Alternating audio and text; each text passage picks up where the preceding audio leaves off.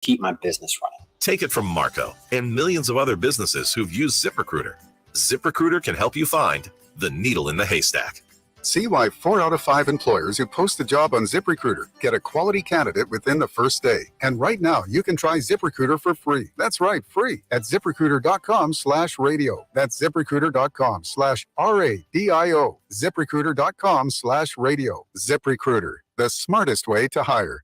When cancer hits home, when you need answers and hope, turn to Nebraska Medicine, where cancer care is world-leading and personal. In one visit, you'll meet with the team specializing in your cancer, discover treatments based on your DNA, and the support that makes a difference, like a nurse case manager and multiple locations, so you can always be close to home. For cancer, this is where you begin. Visit nebraskamed.com/cancer. Home is with you wherever that may be. Tell us how you feel on the J-Tech Construction and Solar Zone Twitter feed. Reach Gary, Nick, Connor, Josh, and John anytime on the J-Tech Construction and Solar Zone Twitter feed. Contact the official exterior and solar experts of the Huskers, J-Tech Construction, at yourexteriorexperts.com. Tickets for less. Best seats, best prices, no per-ticket fees. Ticketsforless.com. KOZN Bellevue, Omaha, Council Bluffs. This is 1620 The Zone. Crossover is crossover dribble. Sing for the crossover. Kyrie Irving, crossover in the lane. One of the most famous crossovers of all time. Behind the back, an ankle breaker on Chris Paul. Crossover.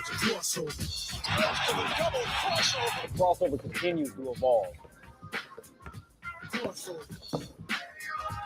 All right, time for the crossover. I'm here. You can turn this, by the way. You don't have to watch. Okay. Saved by the Bell College Years. I just wanted to let you guys know that there is a marathon of Saved by the Bell College Years on E. Thank you. Yep. But I will probably be changing this. Yeah, it stopped me in my tracks. I was scrolling through the guide, and I was trying to get to high heat, and I was stopped in my tracks when I saw Saved by the Bell hour after hour after hour after hour. And I didn't realize it was the college year, so I clicked on it just to see which episode it was, and then we saw a Bob Golick sighting. Was the dean who ended up on Better Call Saul? I didn't see her in it, but yeah, it was. I think it was an episode where they were trying to get Bob Golick ready for a NFL tryout. Oh, okay. Yeah, where Slater and Zach and Screech were trying to help him train. What good friends they are. I mean, that's what it's all about: making best friends with your RA. Who happens to be Bob Golick. So we found the ESPN channels, which we'll just be making fun of the 76ers today. Yeah. I love it. Are you a Sixers hater, or are you just No, I just love it. You like the angst? When really overconfident teams who have never achieved anything, like they get way too far out in front of their skis and then they just panic. Like, I mean, Josh, I apologize. I'm not a Celtics guy. I'm not a Boston sports guy. But with that being said, when that third quarter was happening yesterday, I was like, this is amazing. Because you know what happens? Their two biggest stars, the guys who you're supposed to just hop on their back, they just completely shut down and shut off from the world. Like when any sort of adversity hits, they're just done. They have the worst body language of all time. They're like Embiid's like Eeyore. He's like slowly getting up and down the court. Yeah. Like there's no chance you're coming back if you're in any sort of deficit with those guys. And they're just getting rained on and rained on and rained on. I'm just like, keep doing it more and more and more and more. Leading scorer Tobias Harris. Yeah. Who had that on their bingo card. I love it when we get those moments in the NBA. Harden, though, okay, Embiid was off. All right, I think we can all agree with that. Harden was at another level bad. Well, like dribbling off his foot, like passing to nobody. Game 7 Harden, I guess. Not able to draw iron on shots. Yeah. Like it was just like, what? This is a funny Hall of Famer, and this is what you're getting in an elimination game? And then you just watch them, and it's like, these guys just don't, like, either they don't care at all, or they care about the complete wrong things. I don't know. Yeah, it's just so amusing to watch when any adversity hits guys like that. Yeah. And the ripple effect of the Sixers and what will happen in the offseason. I very much enjoyed that yesterday. It was neck and neck at halftime. I know. That came out. It was a 3-point game, wasn't it? Yeah, they scored 10 points in the third quarter. Yeah.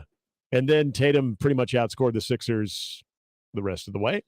Now, that was fun to watch. Like, what he was doing, that was, like, entertaining. But, yeah, I asked He would just walk down the other end and shoot threes. Yep. Like, it wasn't anything that Tatum was – I mean, he had a great – it was 51 points, right? It was a great Game 7. But, I mean, like, they would just walk down, shoot threes, make them, and then turn around, and then Embiid or Harden would throw something up, and nothing would happen. Like, they're showing highlights right now. It's just constant Embiid turnovers. Yep. Now, the Tatum, there's just something about it, dude, when he's in the zone and when he's, like, reacting to it, like, even he can't believe. Like, there's a moment where Tatum's like, oh, my God. And it was kind of like the equivalent of the Jordan shoulder shrug of, like, I can't miss. It's like everything's going that was pretty fun to see. But I was actually more impressed with how awful James Harden was. And I shouldn't be, because James Harden has been awful in a lot of games of high magnitude. It was like the Monstars took his basketball talent out of him. Yeah. He was, like, handling a basketball for the first time. His basketball talent is made specifically for an environment where not everybody's going at 100 miles an hour. That is true. He walks very slowly up and down the court. No, you're right. He waits for things to happen in front of him. He'll get one little screen and he'll shoot a three. When guys are actually, like, defending, that's not exactly I don't know. It seems. But this is why he struggles in the playoffs. It's not that hard to figure out. The game moves faster than he does in the postseason. In the regular season, he's afforded the opportunity to do these things because. Well, this is great. So to your point, we've got on First Take, you've got should the Sixers fire Doc Rivers? Yeah. On Get Up, you have Sixers fall in Game 7 as conference finals drought continues. Yeah. Not anything on Jason Tatum. What happened to Celtics? And I get this game happened yesterday, but also Heat Celtics, Lakers Nuggets. Nope. It's all about the Sixers hate. Yep. And the coaches who got fired over the weekend and are going to be available to coach other teams. And they'll just do a nice little round robin. Like Budenholzer will go coach Phoenix. Nick Nurse, is he back? Nick Nurse will be back somewhere. Maybe he'll be on Phoenix, and Doc will be on Milwaukee, and then they'll figure out something for Philly. It'll be perfect. It'll be perfect. Somebody said that I can't remember. It might have been Stephen A. That Harden's performance is so bad that he needs to shave his beard so he isn't recognized. Yeah, that was Stephen A. Yeah. Incredible take. There's some times that I don't always see eye to eye with Stephen A. But that one was a good one. So I'm with you on that one. I was just perplexed, and I shouldn't be, because you've seen James Harden have these moments. No, it's perplexing. He couldn't catch a basketball. No, literally, it reminded me of Space Jam when the Monstars take the talent from the basketball players. That's what he looked like yesterday. Yeah, well, I mean, I think you have to be a leader and a good player and an energy guy all the time, and that includes when things maybe aren't going so well. But I would say especially when things aren't going so well in Game 7. Like it's when you're down, your teammates and the people around you are going to ask something of you. Yeah. You're going to have to pull some people out of a hole, and those are not the guys to do it. Those are just not that. You're not that guy. Those guys are not that guy. And I don't know, maybe there's not many players in the NBA who are. But from like an energy, like vibe, feeling standpoint, those guys are just not the right guys to pull you out of any sort of hole. I got a question that is completely off topic, but I feel like for a crossover sake, this could work. And we sort of with Gary, we got into this at one point about making new friends. So I got to lay a story on you. This was yesterday. My wife and son were out having a patio drink for Mother's Day. It's what she wanted to do. Of course. And so our son goes off and is kind of, within,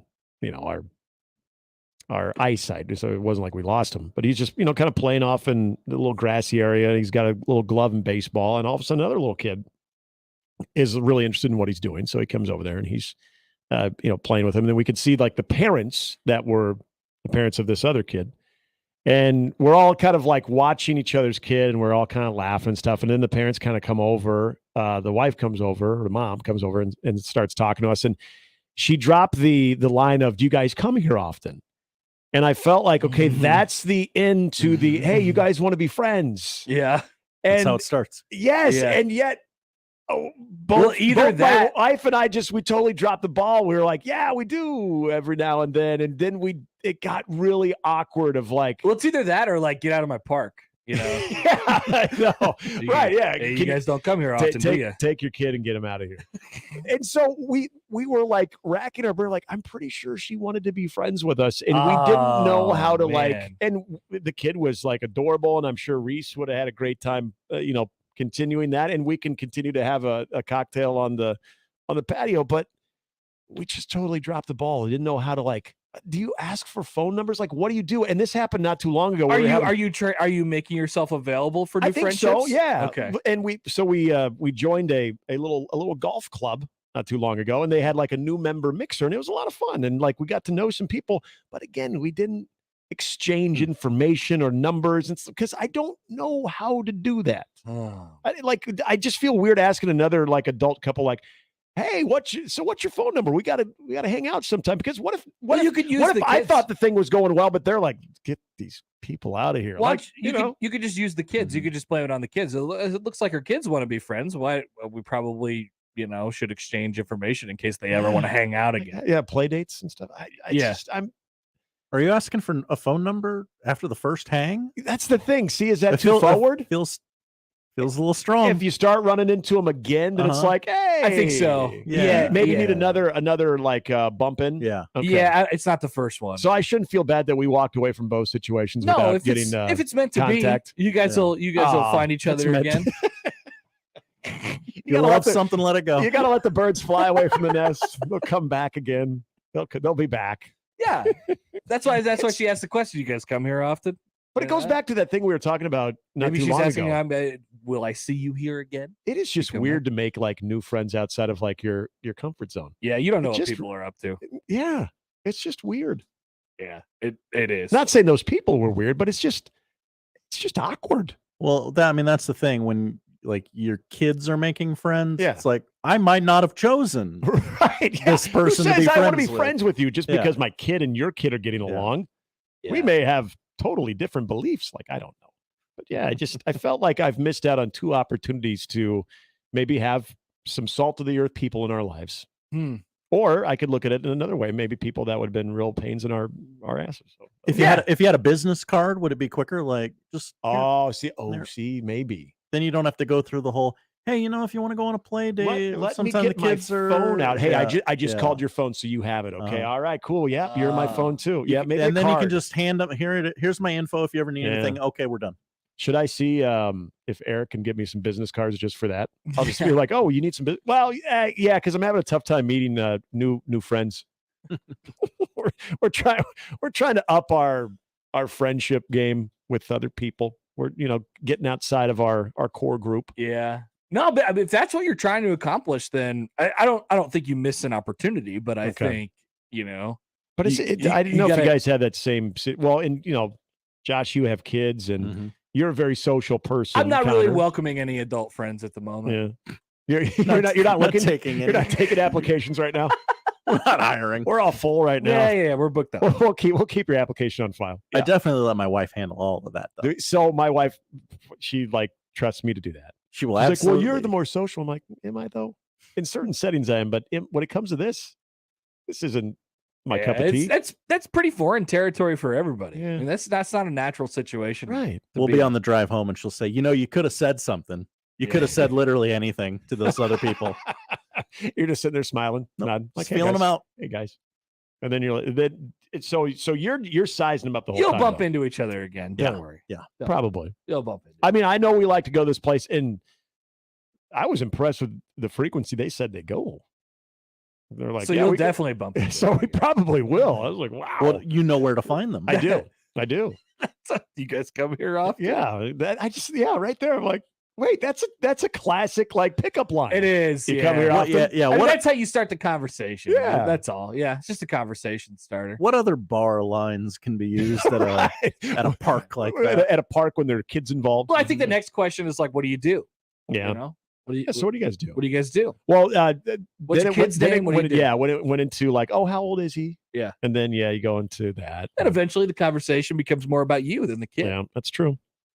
We just you're one I'm in my head meeting on this away one. from that. Okay. You're one meeting away from that sounds right. I knew I could count on you guys. We really were wearing that on the way home. We were. Were you analyzing the? I would also say. We were. Don't think about it too much. It's real. It's my wife always gets mad at me when I say stuff like that. I was just like, I actually told her straight up yesterday. I was like, you think about stuff too much. She's like, well, what am I supposed to think about? You let it roll right off. And I'm like, go to the next play. I don't know. Just everything. Every little thing is a thing. It doesn't have to be a huge it doesn't have to be a whole conversation every time. That's true. But some people view things. I think we were in our head a little bit last night. Coming bakind from that encounter. It kind of took us by surprise. Oh, look, it's actually raining now. So they've been calling for this rain for a week, and we barely got any last week, depending on where you're at. The Oma Dome was in full effect Friday afternoon. I wonder if it's raining out at Warner Park this morning. But is it like raining enough to put a halt in the games? It looks like it's a nuisance rain. Yeah, you could play it's a little misty. Now at Haymarket, they wouldn't let you play. You'd be done. Oh, they'd be like, you're going to Sherman. So you're gonna like it. We'll have the losers bracket games, right? And then the winners. Have they shifted over to Tal Anderson yet? No, some games today. Well, there's something at Tal. There's something at Class A. I think the loser bracket games are sorry. That's just what it's called. The losers bracket games are first. 2. The elimination games. See, that's better. The elimination games. 4:00 at Warner Park will be Millard West and Prep, and then. Why is this so hard to read? NSAA.org. And the winners bracket game, or the other winners bracket game, will be at 7 between Lincoln East and Elkhorn South. Okay. And then tomorrow. There will be some games at Tal Anderson, and then the state championship game is on Wednesday. Winner take all, Nick. People forget that. It's going to be chilly. Is it? Chilly today. I don't think it's supposed to even get like above 60. Right. Just that today. Is correct. Just today. Chilly today, the rest hot tamale. Top 10 day tomorrow. Yeah. Oh, yes. A little wind in the 70s. Heck yeah. Did you play any golf this weekend? I did not. I did on Friday hit some balls. I got a big little golf trip coming up this weekend. Oh, hello. Yeah. Out west? No, we're going to, so a buddy of mine, this will be the second year I'm going out, and it's kind of just by Des Moines, Rathbun Lake. It's called the Preserve. And yeah, we do, so Thursday after the show, get out there, we do 18 holes of just like practice golf. And then the following day we do teams. So we have Ryder Cup Day where we play 36 holes. And then on Saturday is Masters Day where we play 27 holes. That's so much golf. It's a lot of golf. That's a lot of golf. There's going to be a lot of ibuprofen. Yep. I'm bringing the meds. Do you like stay in a cabin? Yeah, stay in a little cottage. So you're and hammered. We got about 4 or 5. Yeah, I mean, it's like poker and bags and everything as soon as we get done. And then it was impressive. This was a group that really did get after it each night, but then everybody is bright-eyed and bushy-tailed for a 7:15 tee time. It's amazing what you can wake your body up for. Like when you know you're getting up to like golf, no doubt, have fun, no doubt. Like I could do a 6:45 tee time, like, and I don't even blink when I wake up. I'm like, I'm out of bed, let's roll. Yeah, but waking up for work at 6 o'clock, I'm like, it's weird how the motivation. I'm gonna stay in bed for a couple minutes. Yeah, I'm gonna let this one wake up. Hit snooze for a little bit longer. A couple of years ago, we have a tournament that we do every summer, group of like 15 or 20 of us. And a couple of years ago, we did it big, and we went out to a resort in Kansas called Firekeeper. Have you heard of that? Yes. About this? Yeah. Yeah. So we all stayed in the cabin and played this course that was much too good of a course for us to be playing. Okay, but it was nice. Oh, very nice. Extremely nice. And you guys were hacking away. It was 18 each, for 3 days. Yeah. And Sunday it was probably 97 degrees, and it was miserable. And your body's feeling it. Yeah. Oh, it was just pain. And it's not like. And then you had to drive back 2 hours. Yeah. Yeah, that's almost. I think we're right about 2 hours for this one too, and. Yeah, the whole like body doesn't always seem to function very well after that much golf and then that much drinking and very little I got to take care of my body and hydrate and stretch and stuff. No, don't do that. You just wake up and get to the tee box. You probably have a beer in your hand. Oh yeah, you don't really think about anything else. No, it's great. Well, just before we let you go, quick thought on Bunt Fest. Ben Columbus, Okay. come on down. All right. So people try to talk You about. realize he was one sacrifice away from setting the NCAA record? Really? Yep. I He don't- only had 4. He was trying for 4. So 4 sacrifices in a game is the record? Yeah, 4 sack bunts. Oh, Yep. man. Isn't that nice? I can't remember if it's 4 sack bunts or just 4 sacrifices. Either way, but yeah, he was 1 away from the record. And this is all after I had my whole bunting thing on Friday, and because the Royals won on their thing on Thursday and just got me talking about bunting, I was like, bunting is good. And we've talked about Nebraska's offense and how they've become a little bit reliant on the long ball. And guess what? You pair a little bit of that good offense, that good gap to gap, driving in the ball offense with a little button here and there, put some pressure on the defense. All of a sudden, it looks pretty complete, doesn't it? It did. There were moments where you had it to a T where so it would have been Josh Caron. I think he had a double. Then Ben Columbus bunts him over to third. And then Cole Evans drives him in. Just how they draw it up. Like, that's a thing of beauty. It's like when you have the hit and run and guy hits it through the right side. And like, oh my God, we're going to first and third easily. Perfectly executed. It was. I got so many tweets on, what was it, Friday night when they were bunting all over the place. Yeah. I just boom, auto retweeted all of them. You know what? Retweet. What we also learned is Penn State is not a very good defensive team. No. Also, what was up with their jerseys that said "We are"? Yeah, that's the stupidest thing I've ever seen. Yeah, dumb. Just not. So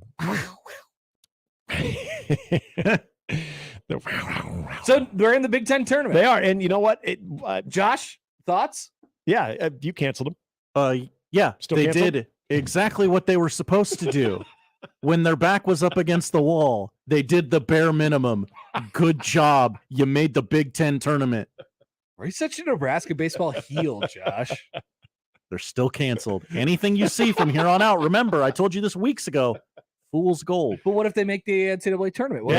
They will go 0-2 against Columbia. But if they make the that's pretty good. If they make the NCAA tournament, given where the season has been going, that would be canceled. They wanted to host a regional. Yeah. Oh, so you're going back to the preseason. Don't celebrate them making the Big Ten tournament. No, making it's the like graduating NCAA high school. tournament. You're supposed to graduate high school. Making the NCAA tournament. Well, there are a lot of parties that are happening these next couple of weeks that would beg to differ. That's not a big deal to celebrate. Jeez. Wow. Why do you got to go there? I know it is, but isn't it kind of interesting given where all 3 of the state teams were like 2 weeks ago that Nebraska, not Creighton, not Omaha, is the team going into the final regular season weekend already having it clinched? Yeah.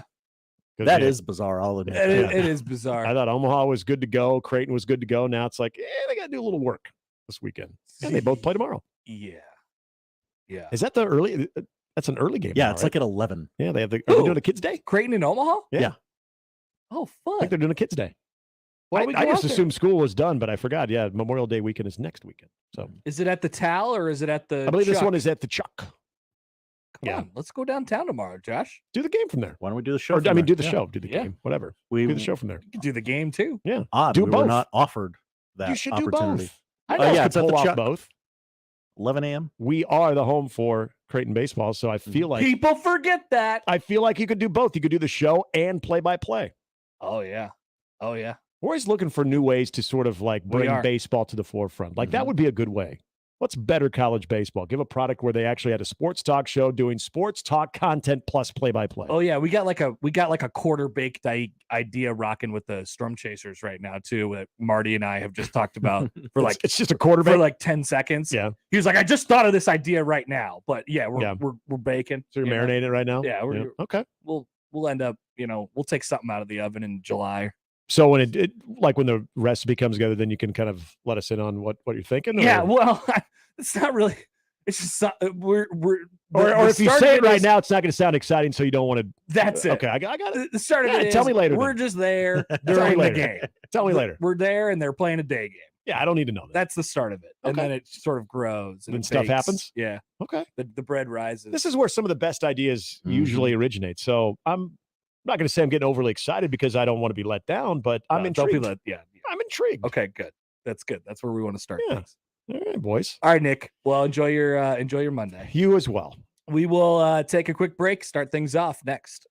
That's the crossover. The Connor Happer Show is next on 1620 The Zone.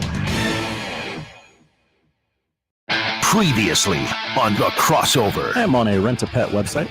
I don't think this is legit. You can rent a Bengal white tiger for a month, no handler, $1,000. Whoa! Yeah, that seems illegal. Disclaimer, Rent-A-Pet is not responsible for any injury/death that may occur to you from our tigers. However, our tigers are highly trained animals. Can you at least give me a leash? Mornings with Sharp and Hanley, the Connor Happer Show, unsportsmanlike conduct, 6A to 6P, 1620, The Zone. Your Omaha area forecast from Canoyer Garden Center and KETV Newswatch 7 on 1620 The Zone. A cool and wet start to the week Monday. Expect light rain through the morning and early afternoon, then drying out by the evening. Otherwise cloudy and cool with highs in the upper 50s. I'm meteorologist Sean Everson from KETV Newswatch 7. Buckle up. Bare Knuckle Fighting Championship returns to Omaha at Liberty First Credit Union Arena Friday, May 19th. In the main event, your undefeated hometown star, Houston the Assassin Alexander, throws down with the always dangerous Jeremy Pitbull Smith. Also, see Dakota Cochran fight Noah Cutter, Sean P-Town Wilson versus Brandon Meyer, Jade Wong versus Taylor Killer B. Starling, and many more bare knuckle fights. Get your tickets now at bkfc.com. What does Saul's loan on? Almost everything, like tools, instruments, designer handbags, construction equipment, vehicles, trailers, appliances. $10 to $50,000 super fast and easy with no credit check. Saul's loans on almost everything.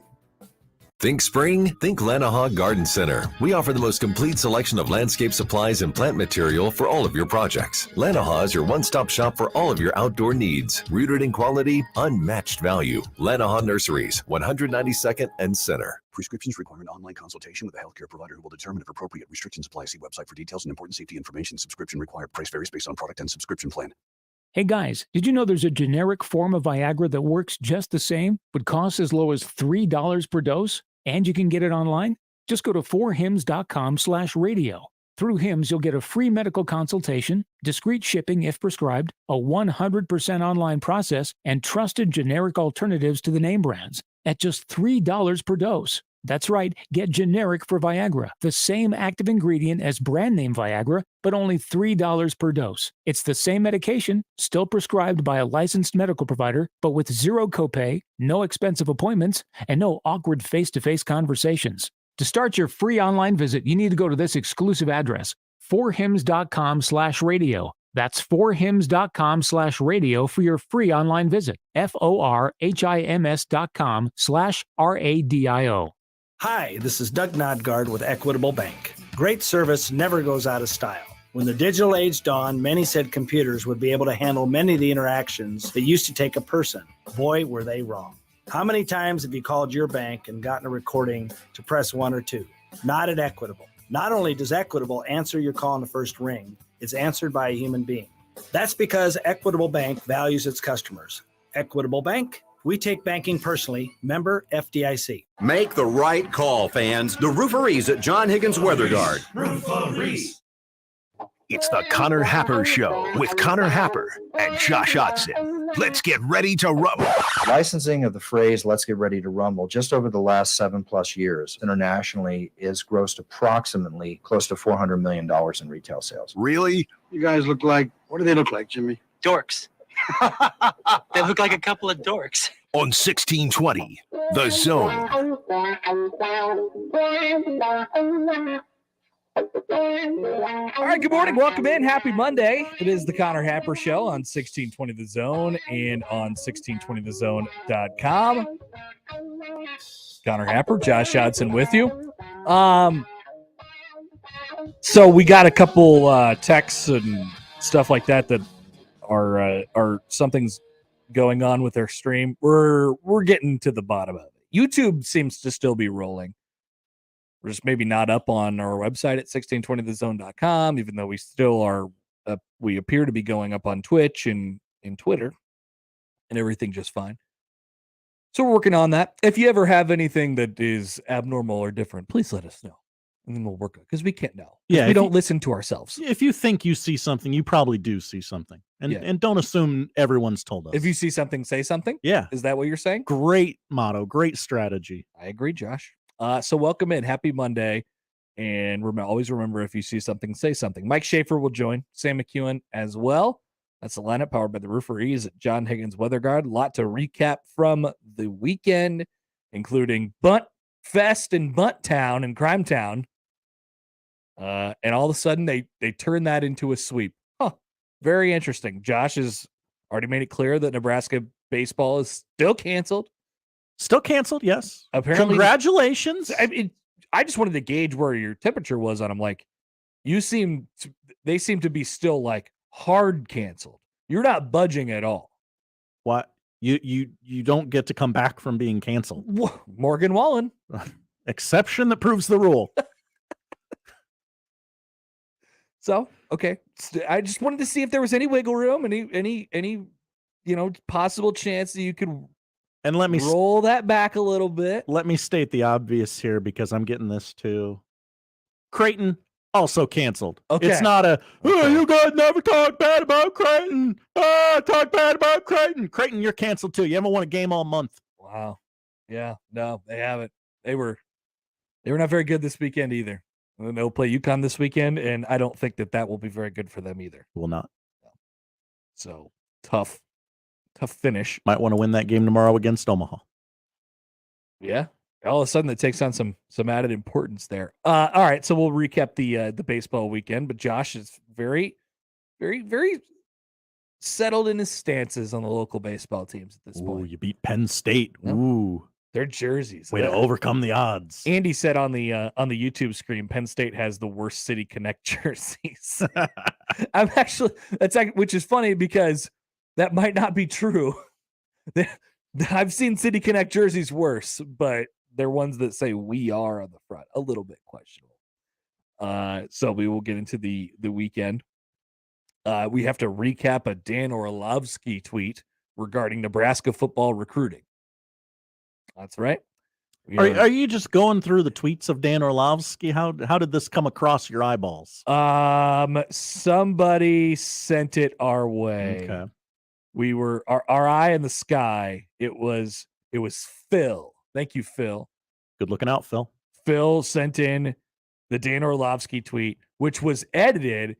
But the thing about Twitter is when you edit a tweet, you can see what the tweet previously said. Mm-hmm.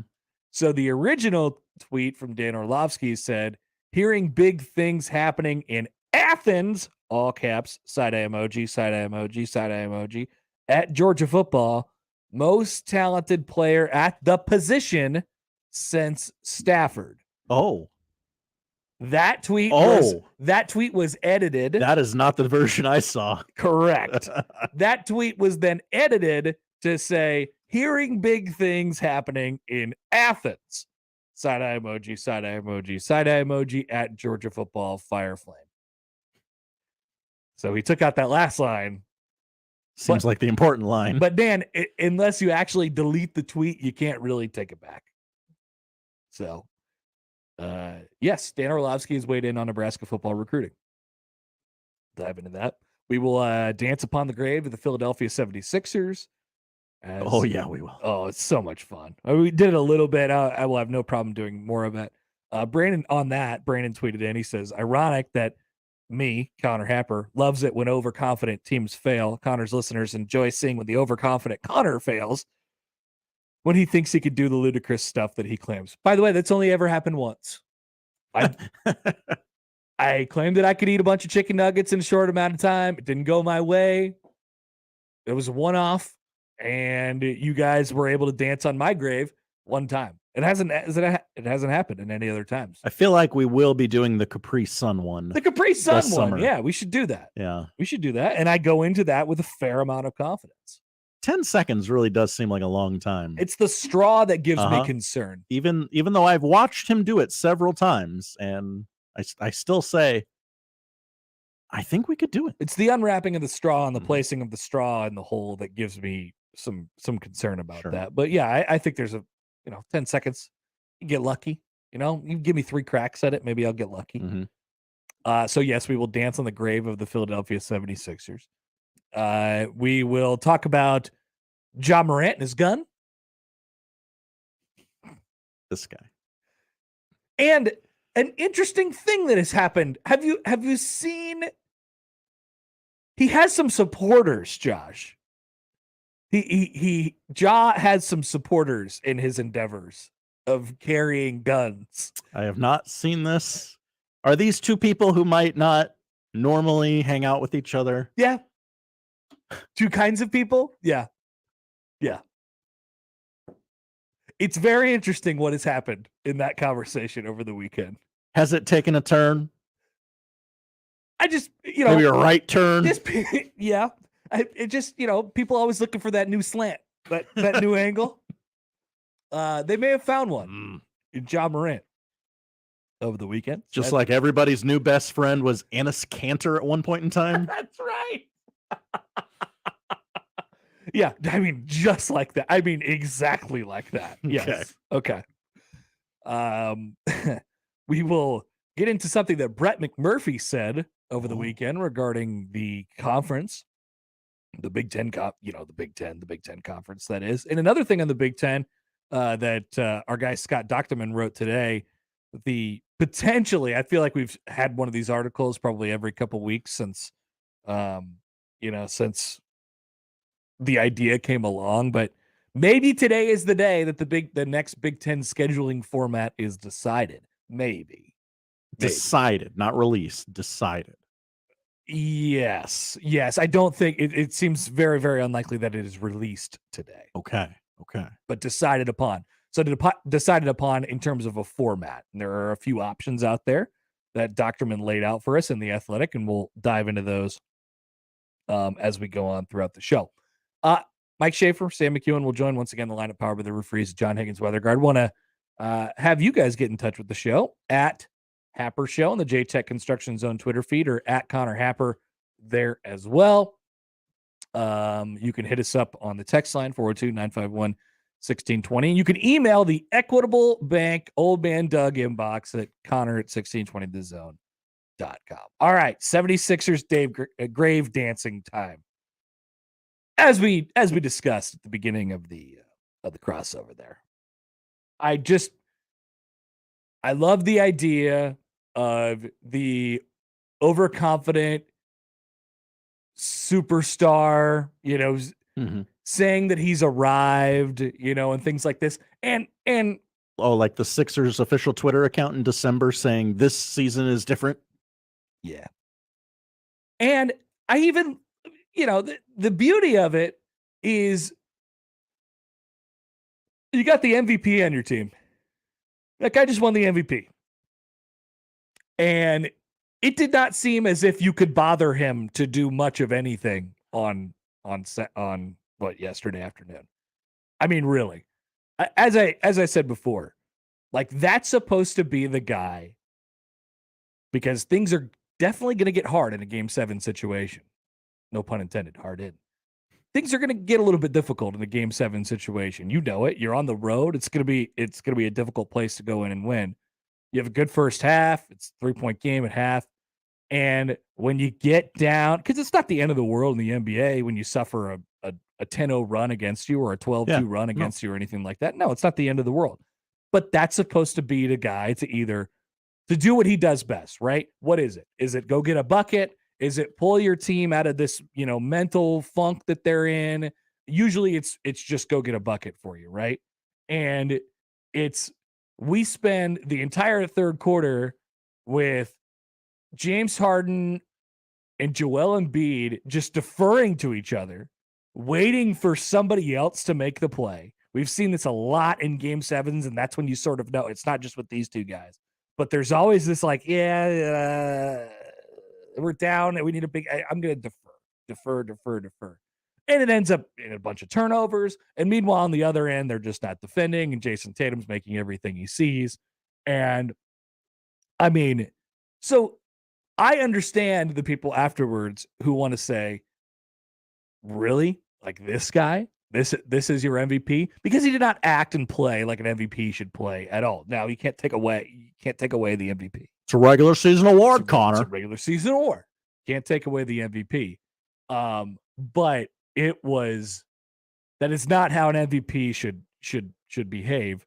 And then there was after the game when you're waiting to see what Joel Embiid is going to say, and how is he going to excuse this away, or who might he blame today?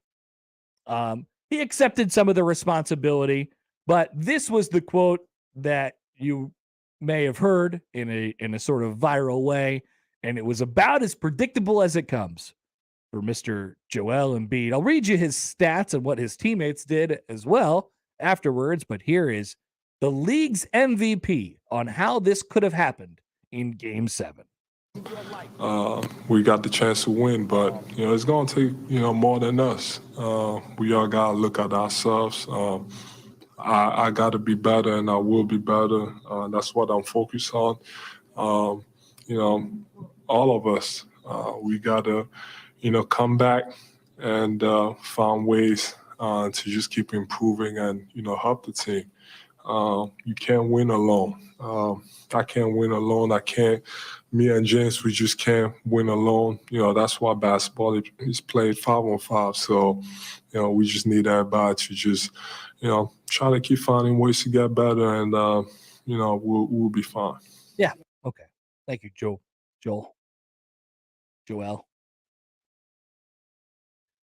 Joel and James, the two who can't do it alone, went 8 of 29 from the field. Stinky. 1 of 9 from 3, and score a combined 24 points in Game 7 of the series.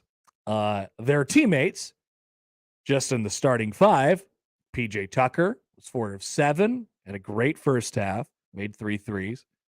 Tobias Harris was your leading scorer with 19, and Tyrese Maxey had 17. Now, I'm not going to say that any of those guys were good, but if you want to say, hey, we can't do it alone, I'm not really sure what the angle is there for Mr. Embiid. Feel like a couple of strong supporting players almost getting you 20 points is solid. Like that's pretty good. Well, I would just like the superstar to say, you know what, I'm the guy on this team. Like when we need that's it. That's all it is. I think that's all anybody wants to hear. The superstar state. Like you have to take some sort of personal responsibility for this. And Embiid with, the Sixers blowing Game 6 the way they did, and then completely imploding in the third quarter and fourth quarter of Game 7. You might remember that one. And on the flip side, you might remember it if you're Jason Tatum as well, because he proclaimed after Game 6, "Hey man, I'm one of the best players there is," and he had a great fourth quarter in that Game 6, and then was fantastic. It was fantastic in the entirety of Game 7, dropping 51 points on. He made 6 threes. Felt like he made every shot he sort of looked at. They only needed him in that game. So I just would like that guy to take a little bit of responsibility. That's all. If only there was a history, a log of some sort of him completely blaming management instead of himself for the failings of the Philadelphia 76ers. Mm-hmm. He likes to blame. He's the blamer. That's what he does. Tatum played well, though. Tatum was great. Very reliable. Always shows up. Josh has said this many times. Yep. He said, if there's one guy I know you can count on, it's Jason Tatum. Yep. He's going to be there in the moment when you need him most. No quarters off. Let's be honest. It was going to be a disaster for whoever lost that game. But for Philly to lose it the way that they lost it, pretty funny. And they'll end up firing Doc, or he'll go get another job or something like that. Somebody will have to be the sacrificial lamb for these things. But, I won't be able to get out of my mind when I think about Joel Embiid now, him just like basically rolling around the court, we're down by however many in Game 7, and just his body language. Everybody else is looking at you, man. Everybody else, like, I get you're sad and I get everything's going against you right now, but you have to like physically pull your team out of these messes that they're in. That is the weight that you bear on your shoulders as a superstar. And he did not seem interested in carrying any of it. Any of it. That's not what a superstar does. That's not what a star player, that's not what a leader does. The Sixers are traditionally a team that you can punch them in the mouth and they will not punch back. Yeah. More times than not. Yep. The Celtics traded away Al Horford, got rocked by the Sixers in the playoffs, and said, you know what we need back? Al Horford. Al Horford. And Al Horford, at the age of 77 years old, is enough to stop Joel Embiid. Al Horford is that guy, man. Yeah. Al Horford was fantastic. Like I say, he only had 6 points. He only had 6, but I feel like 10 rebounds. He had the two threes. They were both in the first half, and they both felt really big. Or maybe in the third quarter, he hit the one on the long run as well. 3 blocks. I know 2 of them were during kind of that third quarter run where it just sort of killed their will on Philly's side. Just funny. Just funny stuff. Always something comical going on in the NBA. But yeah, you're absolutely right. Whoever lost that game 7 was absolutely going to have an identity crisis after the game. And Josh, not a very nerve-wracking game 7. I like that. No, I like that. It could have been for a second, but then Eeyore decided to get involved. So we are headed down the path of a potential Celtics Nuggets final here. Keep your eye out. Keep your eye open on that one. Just watch out. Your team versus mine. Yep. It's going to get nasty. For a championship. It's going to get ugly. Mm-hmm. Nuggets got to get through LeBron first. Celtics have to get through Jimmy Butler first. Jimmy Butler first. The bubble, completely legitimate now. Mark texts into the show. Oh, hi, Mark. Oh, hi, Mark. He says, as a Sixers fan since the 70s, you guys couldn't be more off base with the overconfident idea. The team hasn't gotten out of the second round in over 20 years. I listened to local Philly stations, and nobody in that city was overconfident. One more thing. How many championships has Denver won during Jokic's MVP seasons? Mark. Great point, Mark. Another great observation. Jokic has delivered how many? Larry O'Brien's to Denver? That would be 0. 0. Okay. Yeah. Just checking. That would be 0. Want to make sure I had the math right. It's 0. So you got me there. No pedigree. I meant it in the sense, not that the fan base was confident, not that the team was confident, but you have this guy who just won MVP and he's validated in the eyes of the league. And, he's seen as one of the sort of top 5 guys there now. And there's just a weight that you have to carry when you are one of those guys. And he didn't seem interested in carrying it. That's sort of what I mean. Maybe the right word for it isn't overconfidence. But like, I don't feel like you could be validated as one of those guys if you do that. I mean, what would we have done to Tatum if the roles were reversed, right? Oh, I mean, it would have been awful. It would have been so much worse. It would have been, you want to be the guy in this league, right? You want to be the face of the NBA, and you don't show up in a game 7. And it's the same thing with Jokic. Like if it happens that bad, if it happens like that to Jokic, and he gets punked by LeBron, and he starts having a temper tantrum and freaking out in a game 7 when they need him with his bloody arms. Yeah, then that's a conversation that will have to happen. We haven't seen anything close to that from him though, because they haven't really been on the stage as much yet. And the way Embiid talks, he brings a little bit bit of that smoke his way. What are I could look this up, but what's the betting odds for the Western Conference Finals? Good question. Who's favored? Let's see for this series. Yeah, for the series. The Denver Nuggets are -155. Okay. In the Eastern Conference Finals, the Boston Celtics are -550. Oh my God. ESPN released some graphic that said the Celtics have a 97% chance to win the Eastern Conference Finals. And I wanted to reach into my computer and tear that off of the wall, because don't let Jimmy Butler see that. Come on. He's looking at this stuff. You're just making him angry. Come on. What are we doing here? The Boston Celtics are +100 to win the NBA title at this point. That's got to be comforting. It's not. You'd think it would be, but it's not. It's not. So Josh is going to have a really fun next couple weeks here.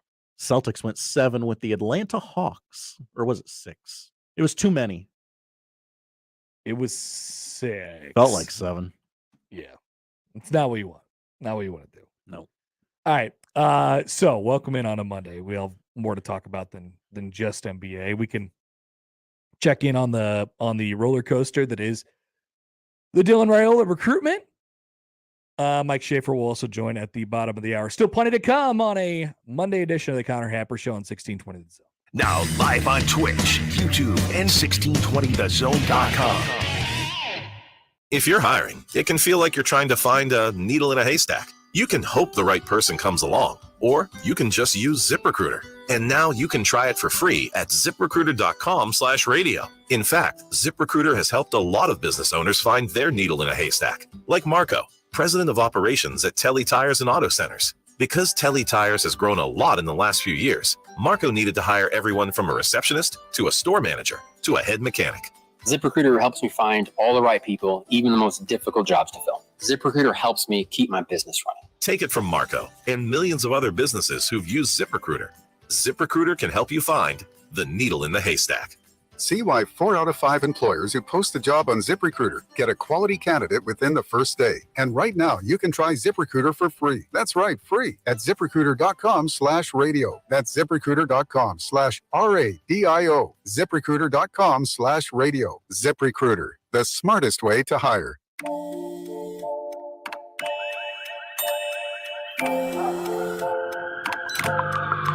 The world is always on. But you shouldn't be. Put junk sleep to bed. During Mattress Firm's Memorial Day sale, get a king for the price of a queen and save up to $700 on Sealy. Shop now at Mattress Firm. Restrictions apply. See store or mattressfirm.com for details. Whether you own a local business or a global one, you know that these days, generating growth is a challenge. By teaming with Bank of America, you'll not just stay ahead of the curve, you'll move it. With access to experts, award-winning insights, and business solutions so powerful, you'll make every move matter, locally and globally. Visit bankofamerica.com/banking for business to learn more. What would you like the power to do? Copyright 2023 Bank of America, N.A. Over the past few years, the COVID-19 pandemic has affected how we live our daily lives. Today, 1 in 5 Americans experience emotional and mental health challenges, but many of us do not understand what we are facing or how to ask for help. At the American Psychiatric Association Foundation, we work every day to eliminate stigma, combat mental illness and substance use disorders, and advance mental health. If you or someone you love needs help, you are not alone. Please visit mentallyhealthynation.org to learn more. Howdy, folks. Greg Wagner joining you from the Nebraska Game and Parks Commission. Time now for another Nebraska Outdoor Update. Zzz, bloop.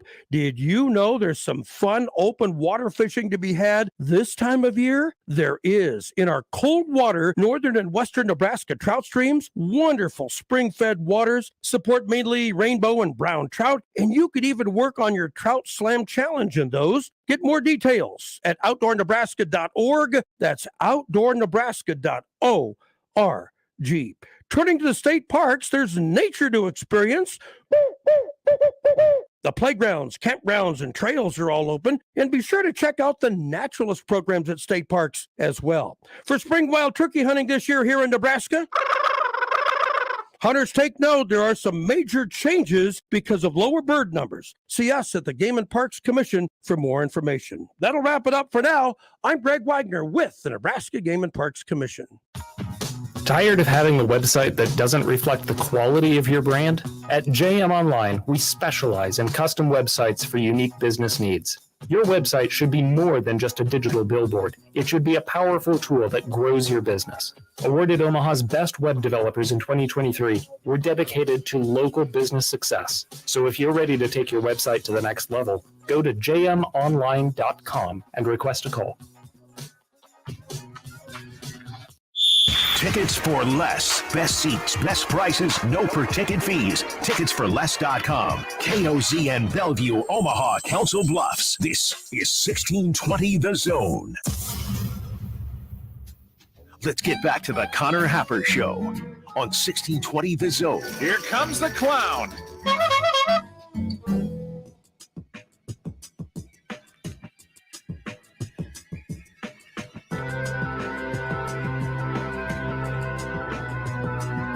All right, welcome back. We're the Connor Happer Show. You're on 1620 The Zone, 1620thezone.com. Is this the week that we get more game times? Kickoff times for college football. We got one coming in as of this morning. Yeah, that's right. One. Random Monday morning kickoff release. Yeah, maybe it's just a domino effect from here. We're trickling. Michigan State and Ohio State will play each other in Columbus as a night game on November 11th. And that game will be Saturday Night Football on NBC. I'm so excited to see which Nebraska NBC games we get. What's the date? The 11th of November. November? That's right, Josh. Night game? Night game in November. Oh. Yeah, you heard it here first. All the way back. Yeah, the Big Ten is they're okay with that now, apparently, which is great. Which night games or which games will be NBC night games for Nebraska? We could whittle this down. I'm not good at this stuff. So what would be attractive to a television network? Michigan. Well, most of Nebraska's games, I think, would be, right? I mean, so the Minnesota game is you're probably looking at ESPN or Fox on the Thursday night. Don't know. I think the Colorado game would be a Fox situation. Feels like it. But do they want to put it in the big noon spot, which would be 10 a.m. Mountain Time? Or would they move it to later? It depends on what else they have going on that week on that channel. There's the Michigan game, which is in Lincoln, which would be obviously a very, very attractive night game for whoever would like to do it. Northwestern game, probably not so much. Nah. That smells like a BTN night game situation. Maybe Nebraska's gonna have a whole bunch of night games this year. At Michigan State, Maryland, Wisconsin, Iowa. There's Purdue and Illinois in there as well. I hope we get some of these this week because we don't have a single time yet, do we? We know Black Friday. There's I think only one of two slots on that day, and that's the early and then the post NFL game. A lot of TBAs on this schedule right now. It's all TBAs right now. So maybe this is schedule release week. Like this year, TV time and network. Speaking of though, so Scott Docterman gave us a little bit of an update this morning on the Athletic. So the ADs and the officials will be meeting today in Rosemont at the Big Ten office, eating their fogo de chao. Man, I always think back to 2020 and remember how they were picketing outside of the Big Ten offices, like the kids' parents were like holding up signs like "Let the kids play." What an amazing time! But then I remember looking in the background, and like there's a huge Big Ten logo, and there's also like a fogo de chao logo, which is just amazing.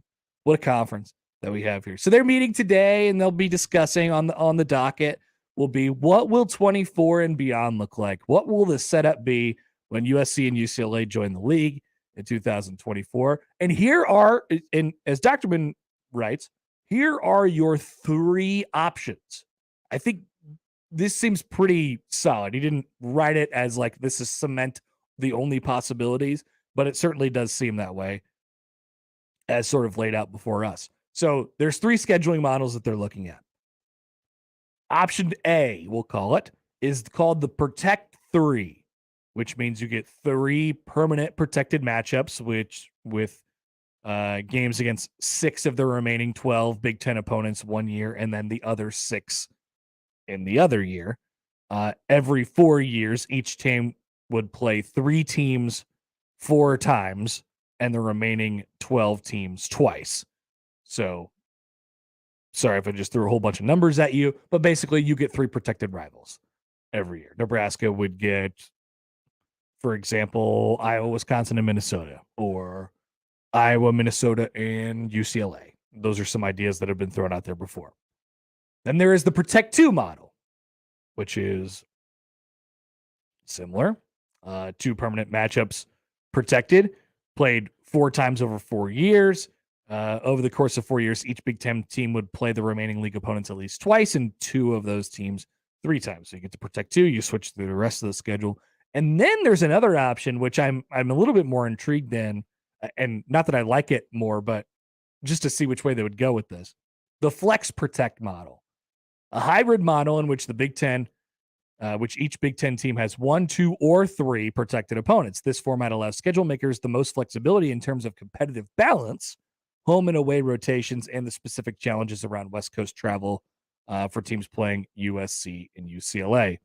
The Protect 3 model would be easiest for fans because it would be basically the most similar to what we have right now in the divisional format. And then there's the Flex Protect model, which maybe you have only, for example, for Nebraska, it's just, all right, you get Iowa every year and you rotate through everybody else. For me, I think it comes down to preference. How much do you want to see each individual opponent? I like the divisional format because of the consistency of it. I like knowing who you have to beat on a yearly basis. I like, I like winning divisional champion, the idea of the dangling carrot of a divisional championship. Now, that doesn't exist anymore. So we have to adjust, or it's not going to exist anymore. So we have to adjust, and we have to live in a world where the divisional thing isn't a big deal. And then it becomes about beating your rivals and then winning, having the easiest possible schedule that you can have en route to either the college football playoff or the conference championship game. So that would, in my opinion, leave too much opportunity for you to look at your Big Ten schedule at the beginning of the year and say, oh no, the Big Ten screwed us again this year because we're Nebraska, because we got the TV, everybody wants to watch us on TV. So they wanted to put in juicy TV matchups. So they gave us a really difficult schedule. It would be, there's going to be wiggle room for that no matter what schedule you put out there. But the Flex Protect one gives you the most flexibility in terms of the schedule. So it gives you the most opportunity for you to say that. Like, man, why do we have this team again? We just got done with a series of playing them. We need those built-in schedules. We need something to complain about.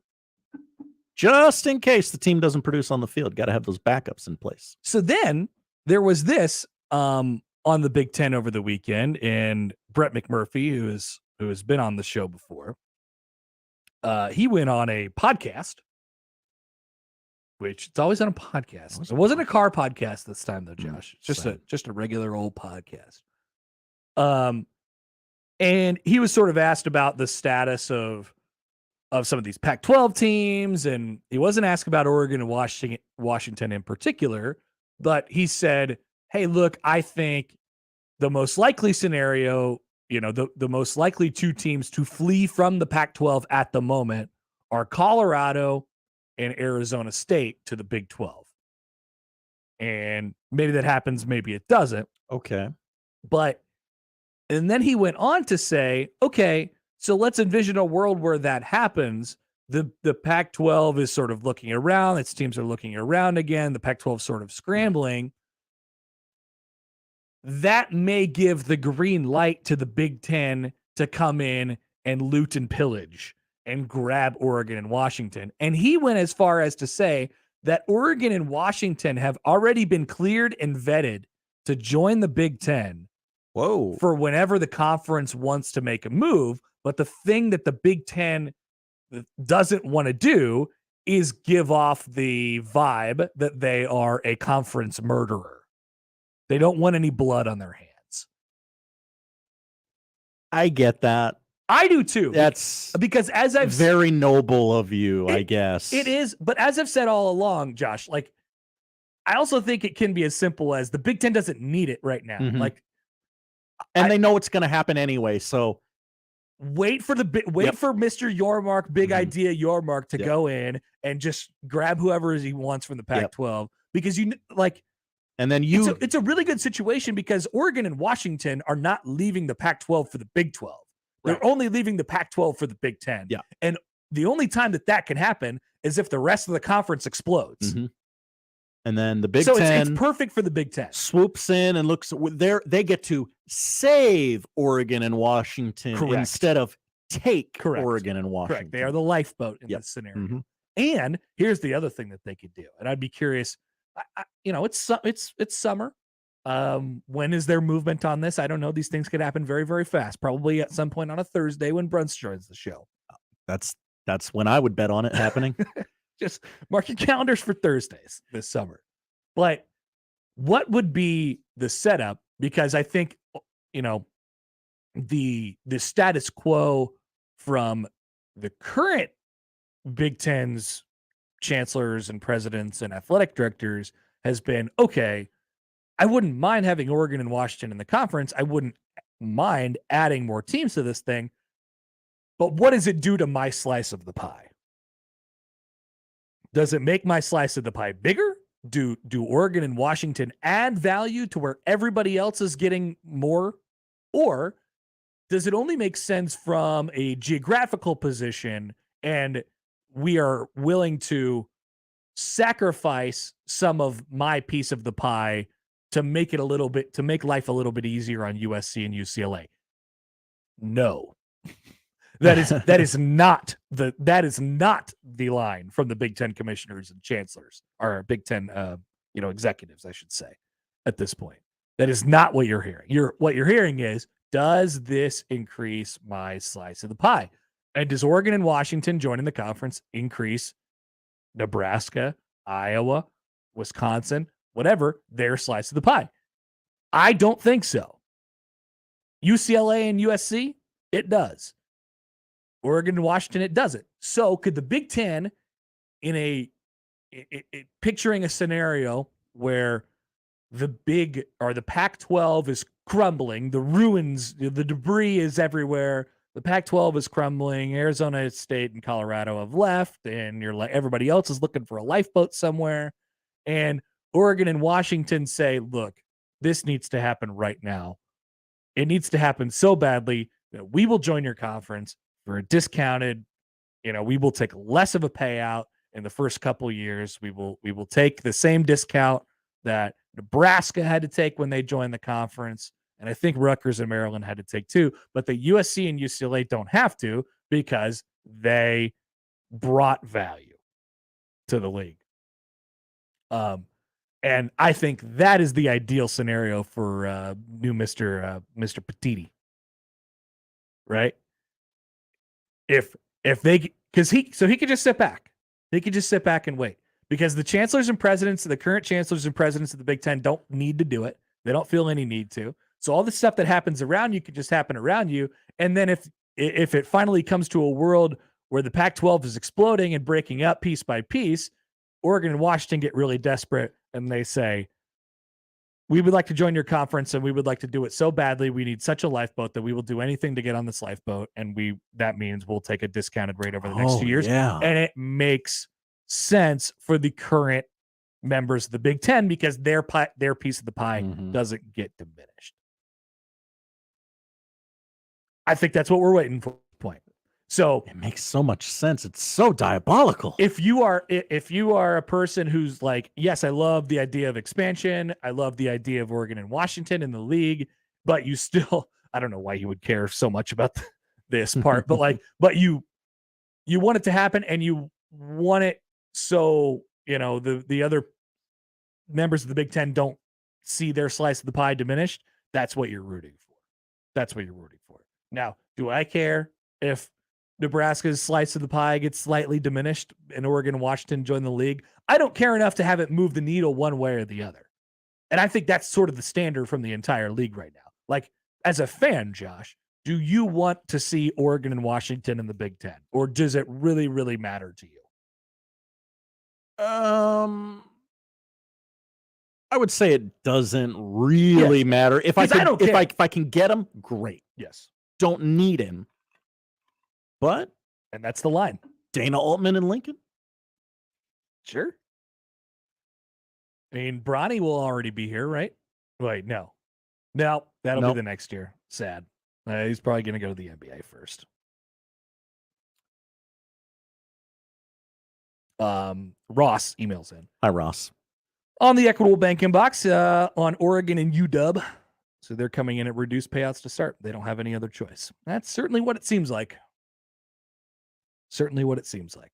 But that little nugget thrown in there by Brett McMurphy of they've already been cleared and vetted to join the Big Ten.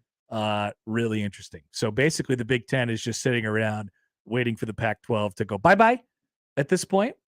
And whoever makes that first move, which it seems like it's definitely going to be Mr.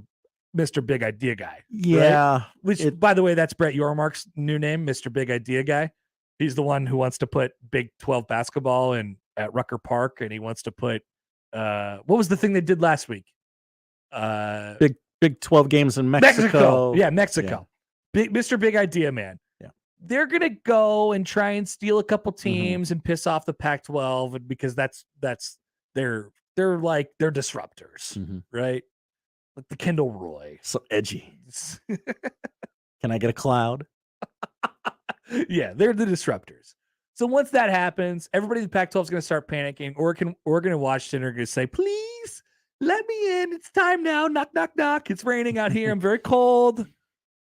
It's time for me to come inside. And it's only at that point will the Big Ten say, okay, fine. You've suffered long enough. Come along with us. Here's your safety net. Here's your lifeboat. Come join your old friends at USC and UCLA. But it's going to cost you. It's going to cost you. And I think that's a pretty, open and shut case. We just need them to get enough wasabi in their eyes to beg for a lemony LaCroix. It's lemony. It's lemony. Matt's got a couple emails for us here. Hello, Matt. Excuse me. What people overlook is the research part of these deals. Yes, TV deals are huge, but Oregon and Washington are prestigious research institutes outside of football and probably bringing hundreds and hundreds of millions of dollars into the Big Ten network of research consortium through NIH, almost as big as TV deals. Great point. Oh, Matt, big university guy. Consortium. Excellent vocab. He also says this is why they would definitely take Stanford just as they took Rutgers for the same type of money. I can tell Matt is smarter than me. So I'm just going to nod. Yeah, we can go along with that. He used the word consortium. Chris in Montana emails in. Hello, Chris. He says, didn't I say all this about a month ago when you made fun of me and suggested that maybe Montana should join the Big Ten? Whoa. I don't recall that. The Grizz are always welcome. Find the tapes. Wait, which one's the Grizz? Check the tapes. The Grizz is Montana State. Damn. Sorry. Right? And then Montana is the Cougars? Bobcats? Oh, this is bad look for us. Montana is the Grizz. Montana's the Grizz. Montana State's the Bobcats. Yep. I knew that. These are correct. That. So we were right. We just had no confidence in our correctness. So I feel like I've been on this page for a long time. Like the Big Ten doesn't need to do anything, and when the world starts to crumble around them, I just thought it was interesting that Oregon and Washington are sort of already, that process has sort of already begun. So the Big Ten's ready. They didn't even need a commissioner to really do all of those things. I don't know who you would even give the credit that. It was just everybody else falling apart. Basically, the bottom line is the Big Ten has made itself, they put themselves in a position where everybody wants to be in, and they would do anything to be in the SEC or the Big Ten. That's a really, really fortunate part about where Nebraska's at right now is this thing is, slowly devolved into just two conferences, Power 2, all that stuff. And that'll start to really become, pretty clear in the next few years, we see how the way college football or college athletics is set up. The question is, after that, if Oregon and Washington join the Big Ten, then, and they're up to 18 teams, or maybe Stanford comes along with, or maybe Notre Dame finally, caves and joins the Big Ten. Then what does the SEC do? Ultimately, is this a race to find whatever, the potential free agents that are still left to join either of the two big conferences? Those might be a couple teams in the ACC. Clemson and Florida State come to mind. Maybe a couple more Pac-12 teams. Notre Dame obviously comes to mind. That's it. And then, we'll be 20-20, and everybody else who's not in the Power 2, see you later. You don't matter anymore. That's what we're trending to. All right, we'll come back. Schaefer's going to join at the bottom of the hour. We'll get in, we'll talk about the Dylan Raiola situation, the Dylan Raiola of it all. Plenty more to come on the Connor Happer Show on 1620 The Zone. Live from the Host Coffee Studio, this is 1620 The Zone. The final week of the regular season begins with a Tuesday matinee. The Creighton Blue Jays meet the Omaha Mavericks. Pre-game coverage begins at 10:45 a.m. First pitch at 11. Tuesday, the Blue Jays on 1180 The Zone. It's time to wake up your taste buds. Introducing my new Fiesta Line Chicken Pizza. Spicy taco sauce, generous amounts of chicken, green peppers, onions, jalapenos, mounds of cheddar and mozzarella cheese, and finished with a tangy lime sprinkle. Add your favorite one-topping pizza and my sweet cinnamon monkey bread. Fiesta Feast. Now that's a fiesta for your mouth. Godfather's Pizza. Do it. Fun fact, did you know gorillas burp when they're happy? Really? I'm glad humans don't have that issue, as it would create some awkward moments. Dave and Ryan Osted here with Osted's Golf. Looking for your happiness on the course? Book your fitting appointment today with Osted's, the nation's top 100 fitter from Callaway, Ping, Mizuno, and Golf Digest. Why get fit? On average, golfers gain 19 yards off the tee and drop their handicap by 10%. Wow, results like that will make any golfer happy. Stop in today or book your appointment on Osteds.com. All burps will be taken as a compliment. A lot of new enrollments, huh?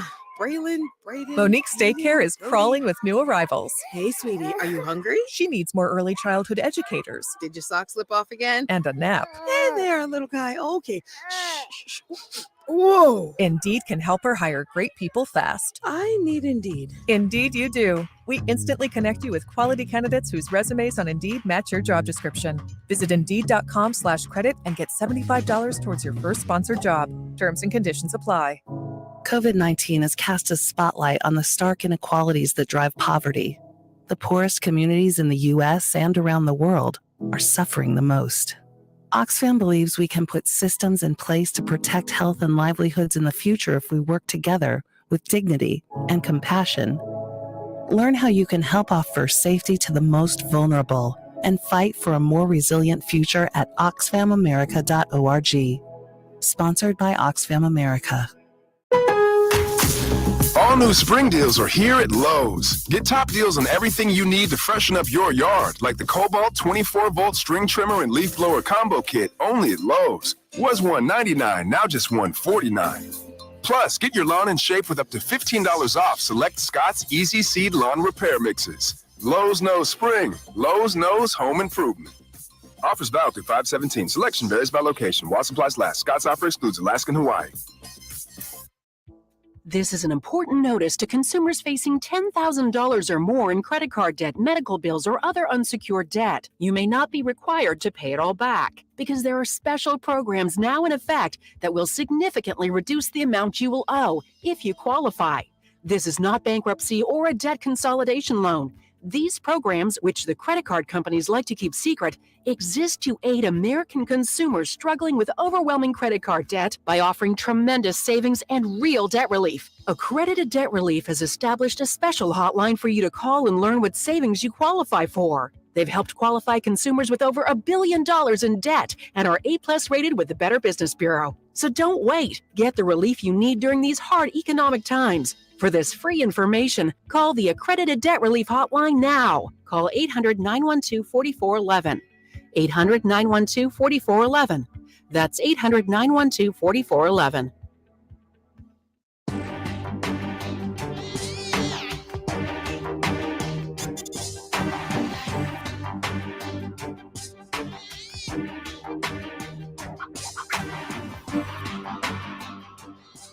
All right, there was a handy graphic that I saw over the weekend.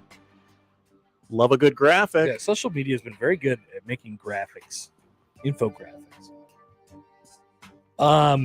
All of the Power 5 schools grouped by who makes their uniforms.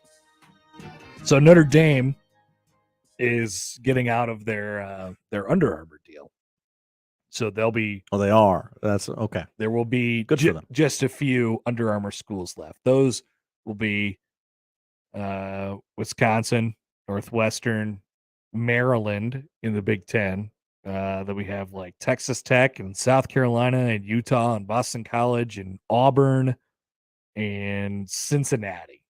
Those are our Under Armour schools. Feel like that Maryland one ain't changing, but okay. So how do you feel about the company that Nebraska has with Adidas schools? So here are the Adidas schools. Here are the Adidas schools in the country. Nebraska, Mississippi State, Texas A&M, Rutgers, Georgia Tech, Miami, Arizona State, Washington, North Carolina State, Louisville, Indiana, and Kansas. It's not a great group. Stupid question, maybe. Okay. Is Arizona State a recent addition? I think so. Okay. Relatively recent. Okay. Yeah. I feel like Arizona, so Texas A&M. There was a couple. Yeah. There, like Washington too. There was a few schools that Adidas they just became Adidas. Okay. Because I feel like Arizona State and Louisville are always doing, even if it doesn't work, they're doing interesting things with their football uniforms. Yeah. But Nebraska is unless Texas A&M ever becomes something again, unless Miami ever becomes something again, which I don't know, they both may. They might. Nebraska is still the torch-bearing Adidas school. I think the number one Adidas school in terms of like apparel and big time exposure that you're going to get. And that's always the argument for the Adidas schools. Or that's always the argument for Nebraska to stay Adidas, right? It's, do you want to be just another Nike school, or do you want to be like the one that Adidas cares about the most? And I'm like, well, I kind of want to be a Nike school. Yeah. I don't know about you guys. So some of it's about the company that you keep as well. Let's try it. I still think if Trev Alberts has two things to do, it's Nike and it's Coca-Cola. Bring them both back, and then you will have completed your job. It's weird, the things we care about. It is. I don't disagree with that at all. But it's absolutely true. These are things I care about. But that was like the biggest. It was like one of the biggest stories of the weekend. It's like, oh, Notre Dame and their Under Armour deal. It's like they're trying to get out of it. It's like, all right, that's what we're doing. Welcome to May. And now here we are talking about what school's Adidas and what school's Nike on that one. There's also the Jordan schools. Very elite group. In the elite. Everybody makes sense in this group. You read the six, and then everyone will understand which one doesn't belong. Oklahoma, Michigan, Florida, UCLA, North Carolina, and Houston. Why Houston? What do you mean, why Houston? What do you got against Houston? That's a Power 5 school now. It is. They're absolutely. in the Big 12. I guess they will be like in a month. Achievements? Do they have any? Recently? Houston, achievements. Do they have any? I don't know. North Carolina makes sense obviously. when you have to think about it for more than 4 seconds. Uh-huh. Yeah. There's an SEC school. Now there's 2 if you count Oklahoma. There's a Big Ten school in Michigan. There's a UCLA in the Pac-12. Is it just for Big 12 representation? Yeah, but okay, so let's just flip it that way then. Houston, would you rather be one of the 6 Jordan schools? Mm-hmm. Or would you be the best Adidas school like Nebraska? If I'm no, this deal makes a ton of sense for Houston. Exactly. I just don't know why they picked Houston. I get a large market. I don't know. Yeah, Big 12 representation. I'm not sure the connection. I'm sure somebody does. I don't know it though. So now Josh is off to Googling. Mm-hmm. Why is Houston a Jordan school? All right. Oh God, there's an article. Oh yeah. The story of how Houston became a Jordan brand program. Just tell me the answer. I'm sure it's a whole thing. But everybody else in the country is Nike. Then Nebraska will go back to Nike maybe one day. Or is it too ingrained in the fabric of Nebraska now? Just ugly stuff. I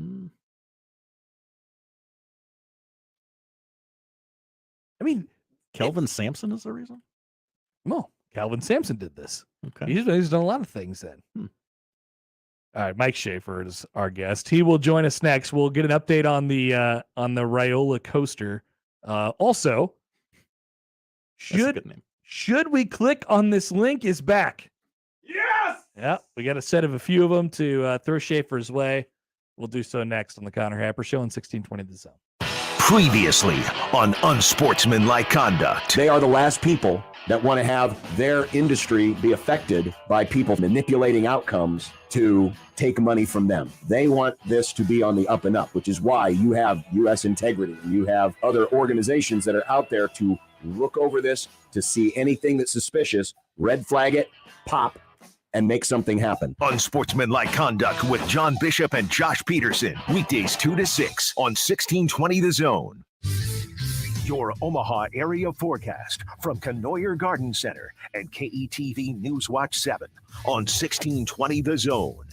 Overcast skies stick with us throughout the rest of your Monday, with temperatures staying cool into the mid and upper 50s. Expect winds out of the north up to 10 miles an hour. Showers expected to taper off this afternoon, giving way to drier conditions tonight. A low in Omaha near 52. I'm meteorologist Caitlin Harvey with KETV Newswatch 7. The cigar enthusiasts at Hearth Cigars and Pipes are a pretty diverse bunch of humans. Some enjoy an adult beverage or two, others pass the time with a competitive yet friendly game of dominoes. Still others enjoy shooting some pool downstairs, while more than a few are just satisfied with each other's company. The common thread with all of them is the awesomeness that is their favorite cigar from the humidor. Hearth Cigars and Pipes, just off the 48th Street exit from I-680 at the corner of Mormon Bridge Road in McKinley, and at hearthcigars.com. Prescriptions require an online consultation with a healthcare provider who will determine if appropriate. Restrictions apply. See website for details and important safety information. Subscription required. Price varies based on product and subscription plan. Hey guys, did you know there's a generic form of Viagra that works just the same, but costs as low as $3 per dose? And you can get it online? Just go to 4hims.com/radio.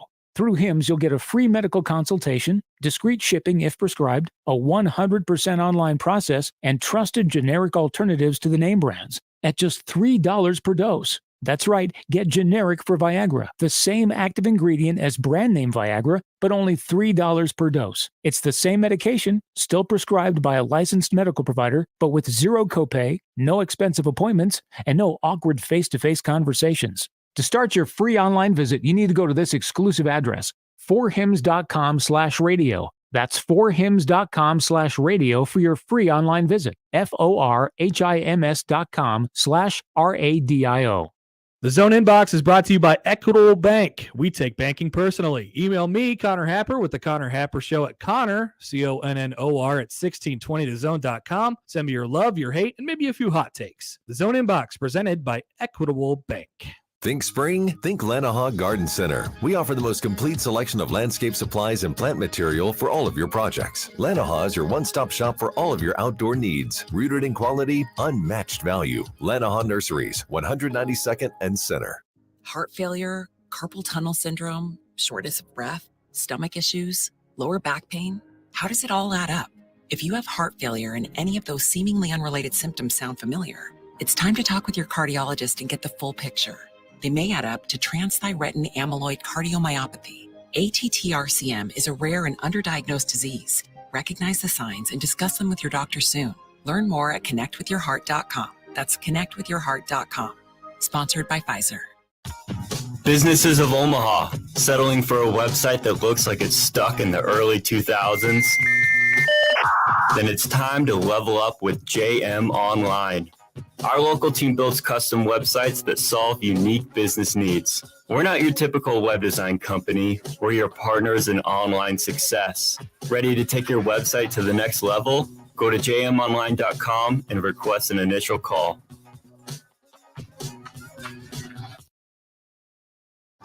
Many people go back to the dealership out of habit or because they think the dealer is the only one who knows how to fix their car. At Omaha Car Care, we offer a better option. We have ASE certified technicians, the technology to service any vehicle, and free loaner cars. The dealer will sell you a package of services. We'll provide the service you want for your car as your trusted partner. I'm Rick Betker, owner of Omaha Car Care, and we'll be along for the ride.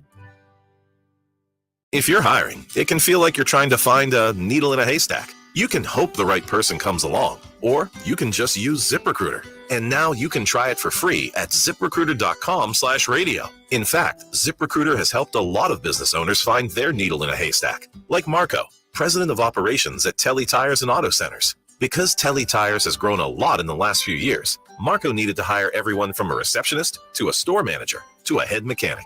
ZipRecruiter helps me find all the right people, even the most difficult jobs to fill. ZipRecruiter helps me keep my business running. Take it from Marco and millions of other businesses who've used ZipRecruiter.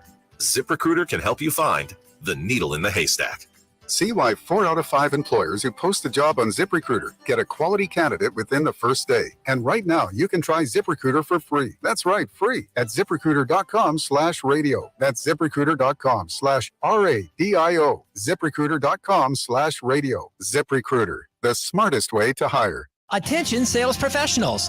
NRG Media is looking for an accomplished business-to-business salesperson who wants to take their success and skills to a new level. Is this you? Our account executives work with local businesses to create marketing plans to help them get more customers. On air, digital, on-site, audio, video, it's all part of what you can sell. A sales career with NRG lets you make a real difference. Get more info and apply online at nrgmedia.com.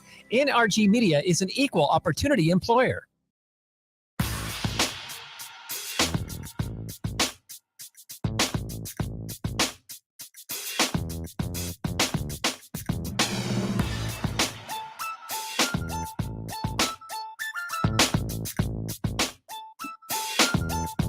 All right, welcome back. More of the Connor Happer Show. You're on 1620 The Zone and on 1620thezone.com. Connor Happer, Josh Hodson with you. We'll see if we can get in touch with Schaefer here momentarily. Let's go back to Crime Town. Yesterday afternoon, as Nebraska was en route to a sweep over Penn State, a.k.a. We Are, because they just say We Are on their jerseys. ESPN, too, was doing the game, and it's very nice to have a nationally televised game on, from Crime Town, Nebraska baseball. And they do a little interview during the game, and they chose Jace Kaminska. And here is what happened as they were interviewing Jace Kaminska yesterday afternoon. I think the off speed has been. Oh, that's gone. You're right. Good call. Into the bullpen home run. Gabe Swanson, his 16th of the year. Jace called it. A 2-run shot with Anderson aboard. And Nebraska has a 6-3 lead. And maybe you're a little good luck here for Jace. Wait a minute. Jace, you're a little good luck, I should say, as Swanson hits the homer. Did Swanson ever do this to you in an inter-squad game, Jace? No, I never. I didn't give up a bomb all fall, actually, not till the spring. I was kind of proud of that. So, all right. Yeah, that was one of my big. Well done. Pretty perfect. Well done by Jace Kaminska. Maybe put him on the call next time. Oh, that's gone. That's gone. We are joined now on the phone by Mike Schaefer, Husker 24/7. Schaefer, good morning. How are you? I'm doing well. How are we doing on this beautiful May morning? Oh, excellent. Excellent. We were just we were reminiscing on Nebraska baseball actually sweeping a team they were supposed to sweep and doing it with several bunts over the weekend. Big bunting team, that Nebraska baseball. We're always going to remember 2023 for all the bunts from Max Anderson and Bryce Matthews. Wait, where do you? Nobody's making that argument, Schaefer. Where do you stand on bunts? I am not so. I feel like it's gone too far. Like I think their values. There's still a little bit of value to it. Thank you. The people that completely lose their mind and they're like never bunt. I don't understand those people. And then the people that are like, you always have to bunt. Like there's got to be some nuance to it. Nuance is obviously not a thing that happens in 2023. No. But I think at times it makes sense if you've got a guy on second, no outs, get him over to third. So you could score on a sac fly, a wild pitch. You put more pressure on the defense to have to make plays. So I'm okay with that. But I also don't need a bunt like every time there's a guy on first to just move him over. No, not what I'm saying. Now, what I'm saying is there has been a war on bunting, and it's as you described in the first part of this, which is there's a lot of people who just say you can't ever bunt ever, and I feel like we've gone too far with that. So I think we're on the exact same page. We agree. Okay, good. Mike Schaefer of Husker 24/7 joins us now. Schaefer, what's going on with Dylan Raiola? It's still Dylan Raiola. He's still being recruited by a handful of schools around the country. Nebraska is one of those schools. There could be, potential for an official visit if he chooses to take one. We'll see if that happens. I still think Georgia's the team to beat here. There's been a little bit more USC talk as of late, but we'll see there. And that's kind of where things are at. I don't think there's anything remarkably new about Dylan Raiola. But yeah, he appears to be back in the news as it relates to Nebraska football, and people can decide how they feel about that, on their own.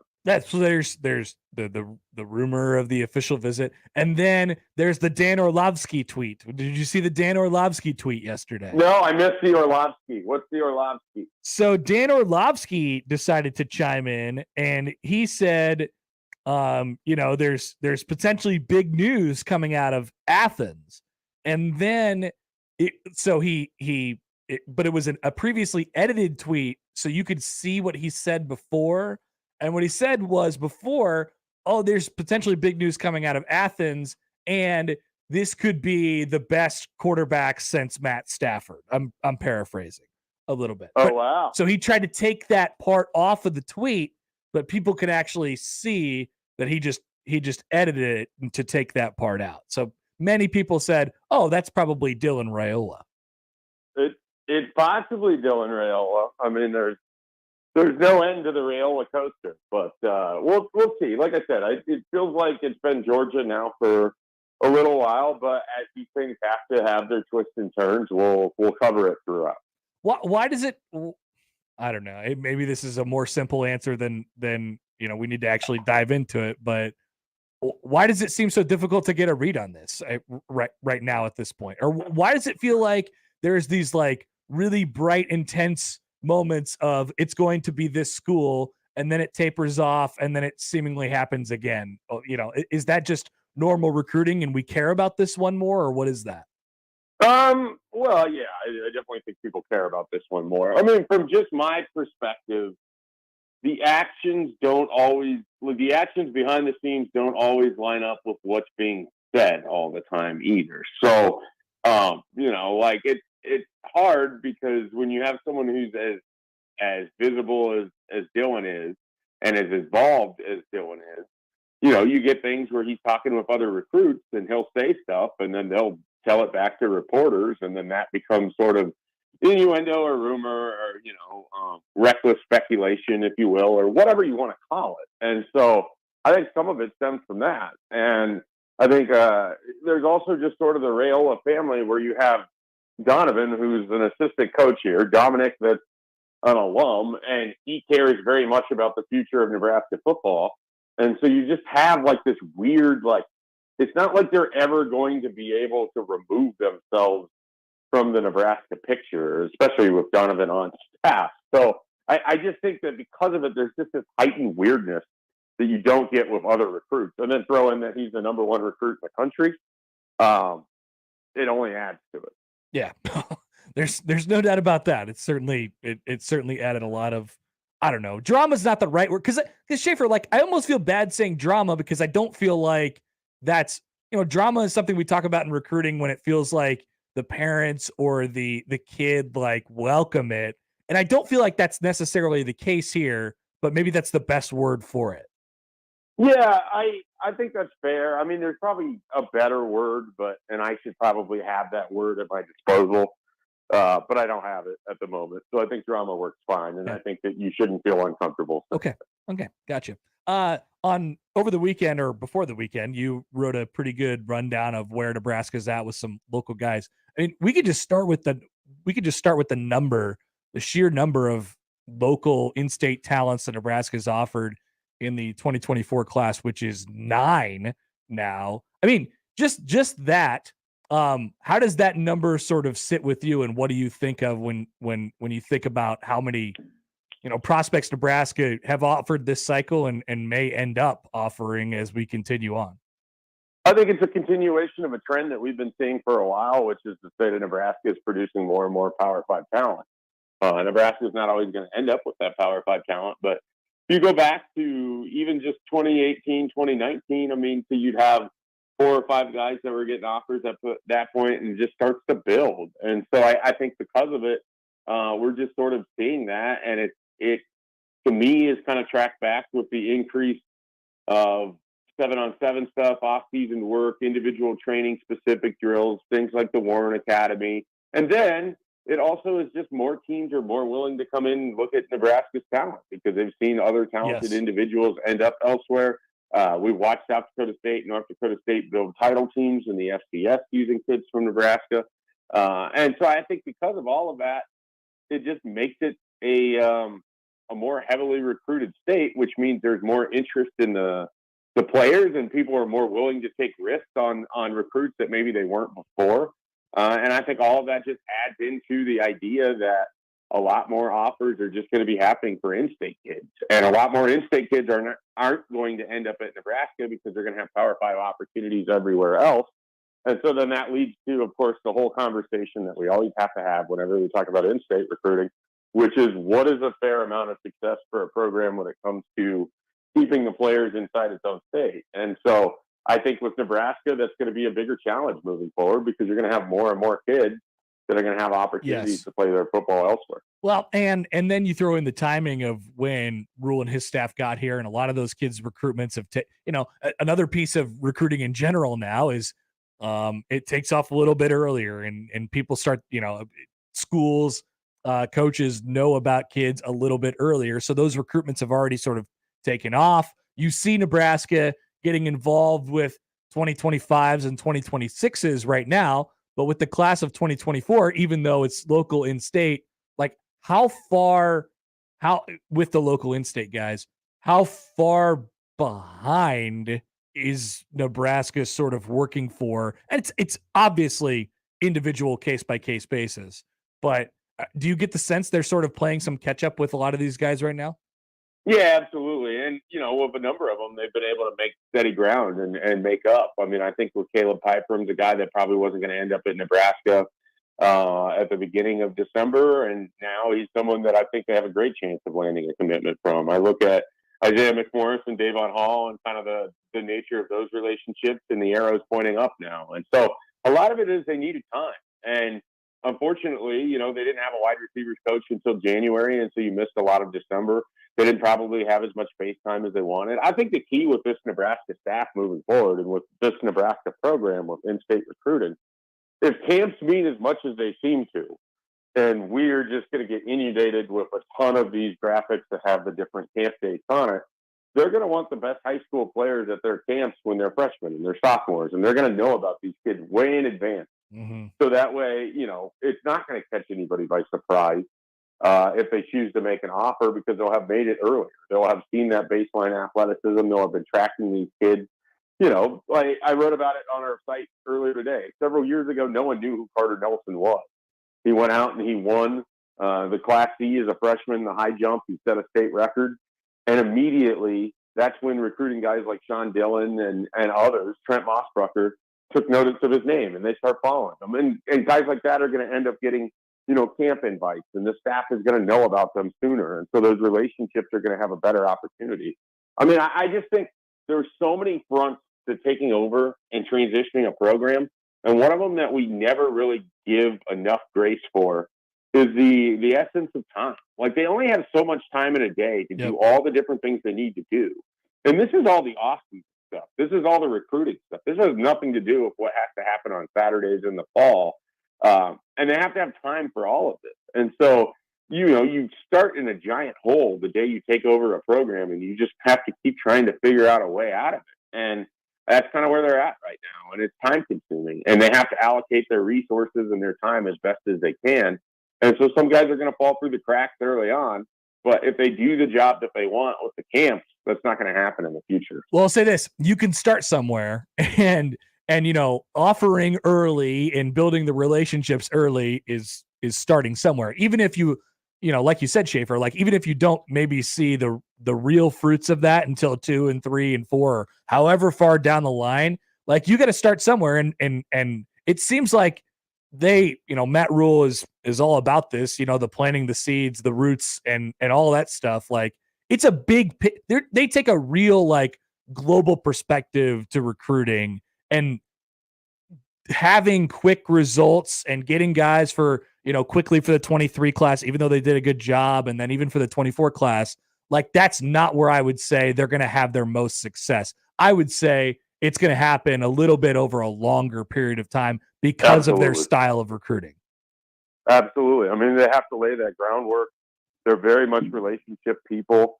And they don't want to be in situations where they're just offering a kid because someone else has come into the area and offer them. But those are the sort of things that you're going to be able to avoid with more time on the job. And I think that's going to be a place where this staff is ultimately going to shine. But right now it's just drinking from the fire hose and trying to have to do all these different things at once in order to do that. And we know they really value in-state recruiting. They value the relationships with the coaches and the players and the parents. And all of that's just going to grow. But in order for it to grow, there has to be those start and stop periods. And I just think we're in one of those. And a lot of it is through no fault of anyone. It's just how things broke. It's the essence of time. Well, they could also win some games too quickly. That would help. Winning games, believe it or not, winning games could help. I wrote this. I believe it was 6th grade, the last time that anybody in the 2023 class or 2024 class, would have seen Nebraska have a winning season. So 6th grade. Yeah, go ahead, Josh. You can put that on the hot take board. Winning games is what was it? Winning games is good, or winning games would help? Winning games could help. Winning games could help. Put that on there for emphasis on could. Okay, good. We'll put that on there for Schaefer. All right, we're back. We're back full strength. I didn't forget this week. Should we play? Should I click on this link? I'm ready. All right, it's been several weeks. I know it's been. You were gone for a week. I forgot for a couple weeks. So now we're full back. Here we go. Headline number 1. Jane Fonda, 85, says she will never stop protesting, urges others to join. I mean, that's great. Again, it's one of those where the headline just kind of gives it away. I like that they say her age. Yes. Like, there's just a certain age where you're going to stop protesting. But Jane Fonda is going to be the same age as whoever is probably going to be the next president of the United States. So why would she stop? Why would she stop protesting? Because they're not going to stop being the president of the United States. So I clicked on this and I just was like, okay, what's she protesting? And the answer is everything. She just loves protesting. She's sort of known for that. I mean, you're going to have some old listeners who are familiar with, like, she was like a Vietnam era protester. Yes, right. I read about this, so I didn't know. I didn't know that Jane Fonda was just a protester. Like she just likes to protest. If you want some good Jane Fonda content, the Norm Macdonald Netflix show, she's one of the guests. It's a good 30 minutes. You'll laugh a lot. Oh yeah, I'm in on Jane Fonda. Okay, I mean, the last time I've seen Jane Fonda probably on screen was I did rewatch Newsroom lately, and that was a good watch, a good rewatch. That's the last time I've seen Jane Fonda. I have this bad feeling that Succession is just going to turn into a Newsroom spinoff. Yep. And I don't know that I want that. Yeah, I don't know I hated Newsroom. I don't know what path we're going down in Succession, but there's a lot that needs to be cleaned up in the final 2 weeks. All right. Anyway, headline number 2. Tom Cruise is extremely interested in pursuing Shakira. Okay, I mean, not a Tom Cruise guy, but that's a good headline. That's well written, but I'm intrigued. So you're not clicking? No. Interesting. Okay. I'm not the biggest Tom Cruise person, but I like the idea that, he's just gonna throw his hat in the ring for Shakira. He's interested in pursuing Shakira. Yeah. All right. That might have been an upset there. Number 3. Kris Jenner roasted over Papa John's ad. Quote, "I've seen hostage videos more convincing."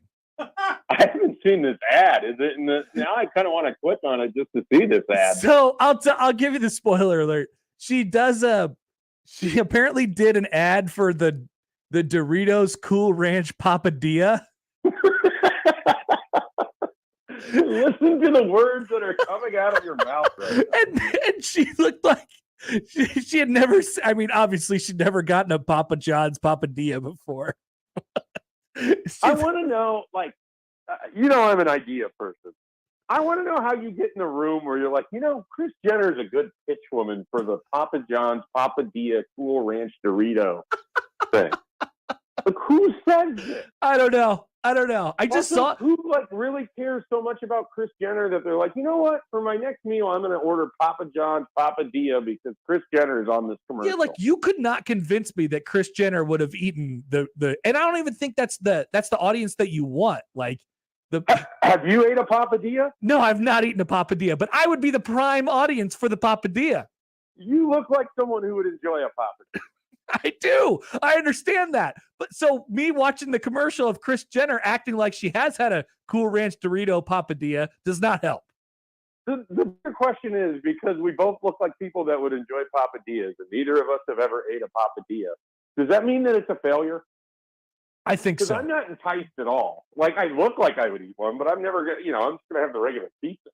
Who wouldn't, maybe they should get John Daly to do it or something like that. That would be better. I think the point is they need someone like us to endorse the Papadilla, because then other people like us will be like, okay, maybe it is for me. Yeah, but they don't have it because they don't have us. We've never had the Cool Ranch Papadilla. Where's our phone call, Papa John? Headline number 4. Robert De Niro says he's not surprised he had a baby at 79. All right, there's your clip. All right, we go to page 6 here. He says the pregnancy was in fact planned, and that he added, how could you not plan that kind of thing? So he now has, I believe, 7 children with 4 different women. Robert De Niro, 79, still selling out. Mm-hmm. Yeah, he has, I believe his oldest child is in the neighborhood of 50. So now his youngest child was just born last week. Man, that's something. It sure is. The old thing about how there was still the son of William Henry Harrison or something. There was still a son of a living president from the 1800s to the 1980s or whatever that was. Yeah, I remember that story happening at some point. But yeah, because we're having kids at age 80 or something like that. Good for Robert De Niro. His latest act that he's taking on is that of dad. And finally, if you just want to hear it, even though that was your click, Mark Wahlberg reveals tequila doesn't jeopardize extreme exercise regimen. Mark Wahlberg seems like a freak, right? Yeah. But have you ever read there was this whole thing about his daily schedule that he posted one time? Yeah. And it's just sort of insane and doesn't seem like it'd be remotely enjoyable whatsoever. It sounds like he sounds like maybe a halfway decent hang, but I definitely don't want to work out with him. Would you rather hang out with Mark Wahlberg or Tom Cruise? Mark Wahlberg. I think it's Mark Wahlberg for me too. Neither is anywhere near top tier though. Yeah, no, definitely not. I feel like both would spend the entire time trying to sell me on something. They try to get you to go to Wahlburgers or watch the next Mission Impossible movie. Yeah, but I mean, sell me on some sort of idiotic Ponzi scheme related thing, because they both have this weird sort of addiction to business and selling stuff to and endorsing things. Yeah, they had the thing where they think they could do anything. Yeah, well, it's kind of like they want to be The Rock, but The Rock is sort of effortless and cool. And obviously he came after both of these individuals, but he's just sort of been able to, whatever he does, you're always like, yeah, it kind of makes sense. But then when they attempt to do it, like these diminutive, 50-year-old white action actors, it's kind of like, what are we doing? This is dumb. Maybe they should be endorsing Papa Dia. Schaefer, would you, why don't you check your phone while you're on the phone with us? And just great bit. Yeah, check Twitter real quick. Uh-oh. Yeah, go ahead. Put us on speakerphone and check Twitter. I don't know if I'm gonna like it. I don't think you probably will. No.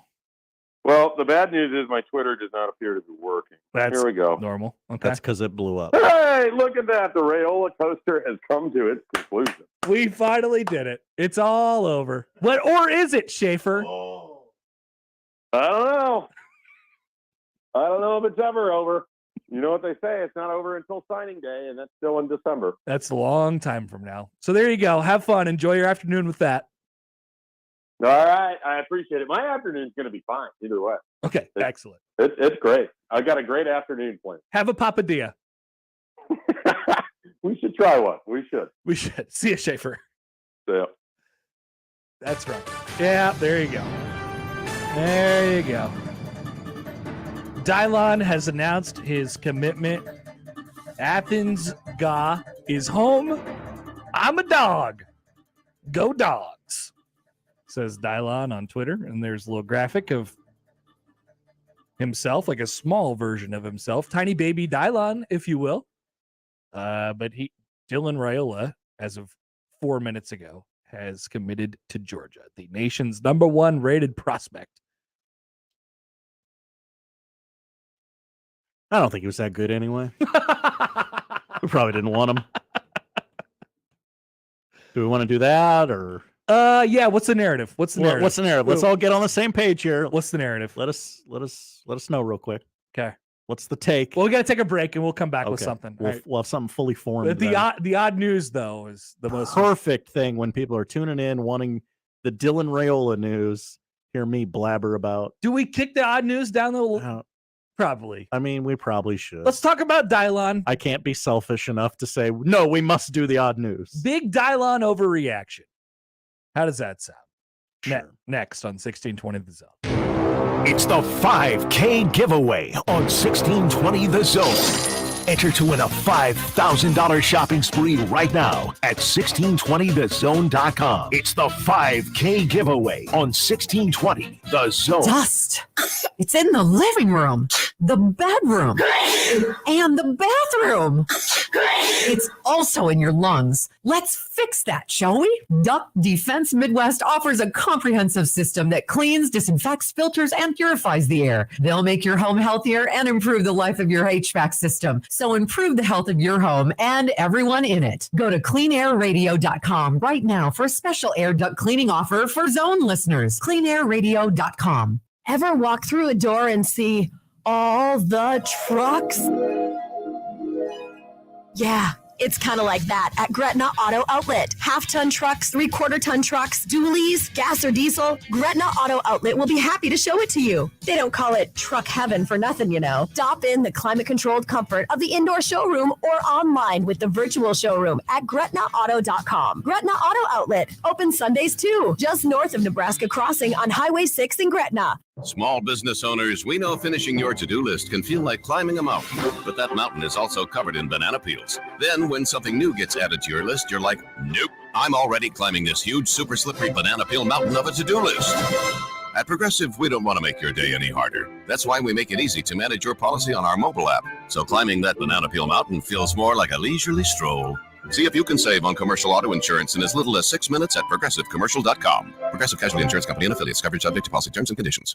Hey, you got any gum? Yeah, check my backpack. What's this? Oh, that's naloxone. It can reverse an opioid overdose. I decided to always keep it on me after my friend almost died. It saved his life. I'm so sorry. That makes me want to have it with me too. You totally should. Check the pharmacy. It was actually really easy to get and it's easy to use. I definitely will. Thanks. Paid for by the CDC. Sponsored by Nebraska DHHS. Aired with the Nebraska Broadcasters Association and this station. Attention sales professionals. NRG Media is looking for an accomplished business-to-business salesperson who wants to take their success and skills to a new level. Is this you? Our account executives work with local businesses to create marketing plans to help them get more customers. On air, digital, on-site, audio, video, it's all part of what you could sell. A sales career with NRG lets you make a real difference. Get more info and apply online at nrgmedia.com. NRG Media is an equal opportunity employer. Tickets for less. Best seats, best prices, no per-ticket fees. Ticketsforless.com. KOZN Bellevue, Omaha, Council Bluffs. This is 1620 The Zone.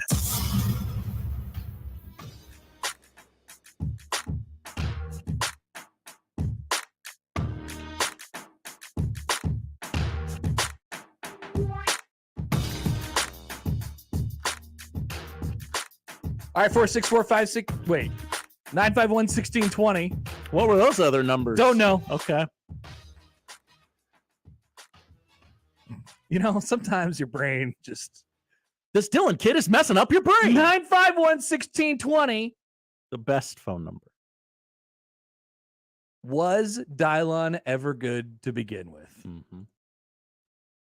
That's the right attitude at this point in time.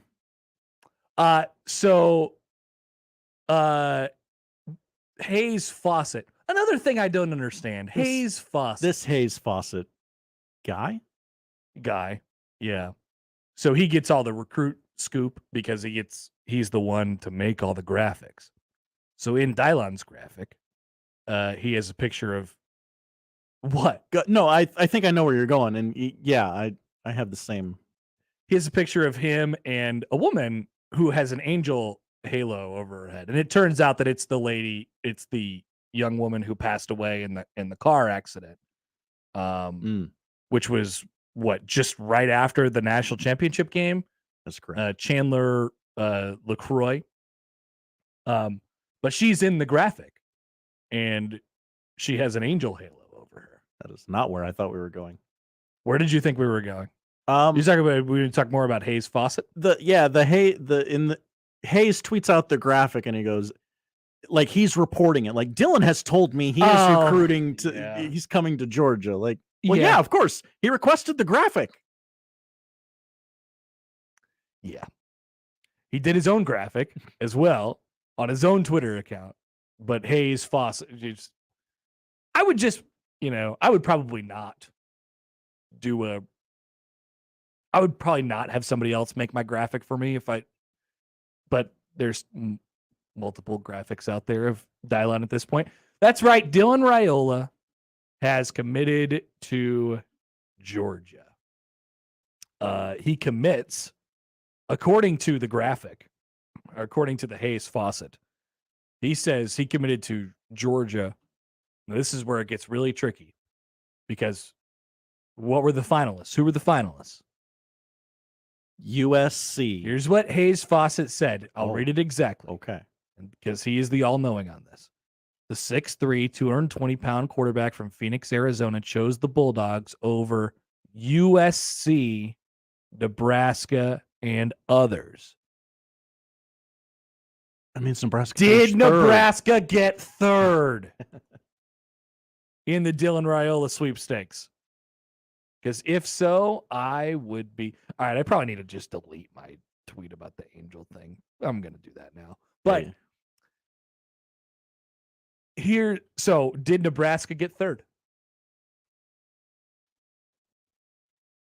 951-1620. Thoughts from you guys? Jeff says the following. Glad it's over, to be honest. Been obvious for a while he wasn't coming here. I agree. Although there was that late push of like, hey, is he coming to Nebraska for an official visit? I don't think that he would go out and still do official visits, even when he was committed to Georgia. I also think the other thing about this, and this was the underlying deal the entire time in the Raiola recruitment, when he was to go public with his next commitment, which just happened. Because remember he decommitted from Ohio State about a year ago. when he was to go public with that next commitment, it felt like a bit of an edict from dad. Hey man, this is it. You're going to this school. You're not going back. You're not opening up the recruitment again. None of that stuff. This is it. This is the game now. And the pick for him was Georgia, not Nebraska. So where does Nebraska go? What does Nebraska do now? They have extended some olive branches out, I think, to other 2024 quarterbacks. Now, keep in mind, we're a little bit down the line here in quarterback recruiting. A little bit down the line. Now, do you have any regrets in staying in the Dylan Raiola thing as long as you did? You shouldn't. No, absolutely not. You got it. You have a chance at that to guy. the end. Yep. And then, so there's the optics part of it where if you are quote unquote backing out, you're offering another quarterback or you're putting your resources forth toward going after another quarterback, then you are backing out of the race. And that is not, because then you're out of two races, probably. So Nebraska stays in the entire way, and they end up not winning this one. And the sense that I get from most people is they are just happy that this is over. Chris in Montana says, I'm sorry, Dylon, you're a good quarterback. Please come back someday. Which is nice. Maybe he will. I like that. That's actually one of the more positive correspondence we've received. Jeff says, Hi, can't Jeff. blame him. Nebraska is just not in the same universe as Georgia.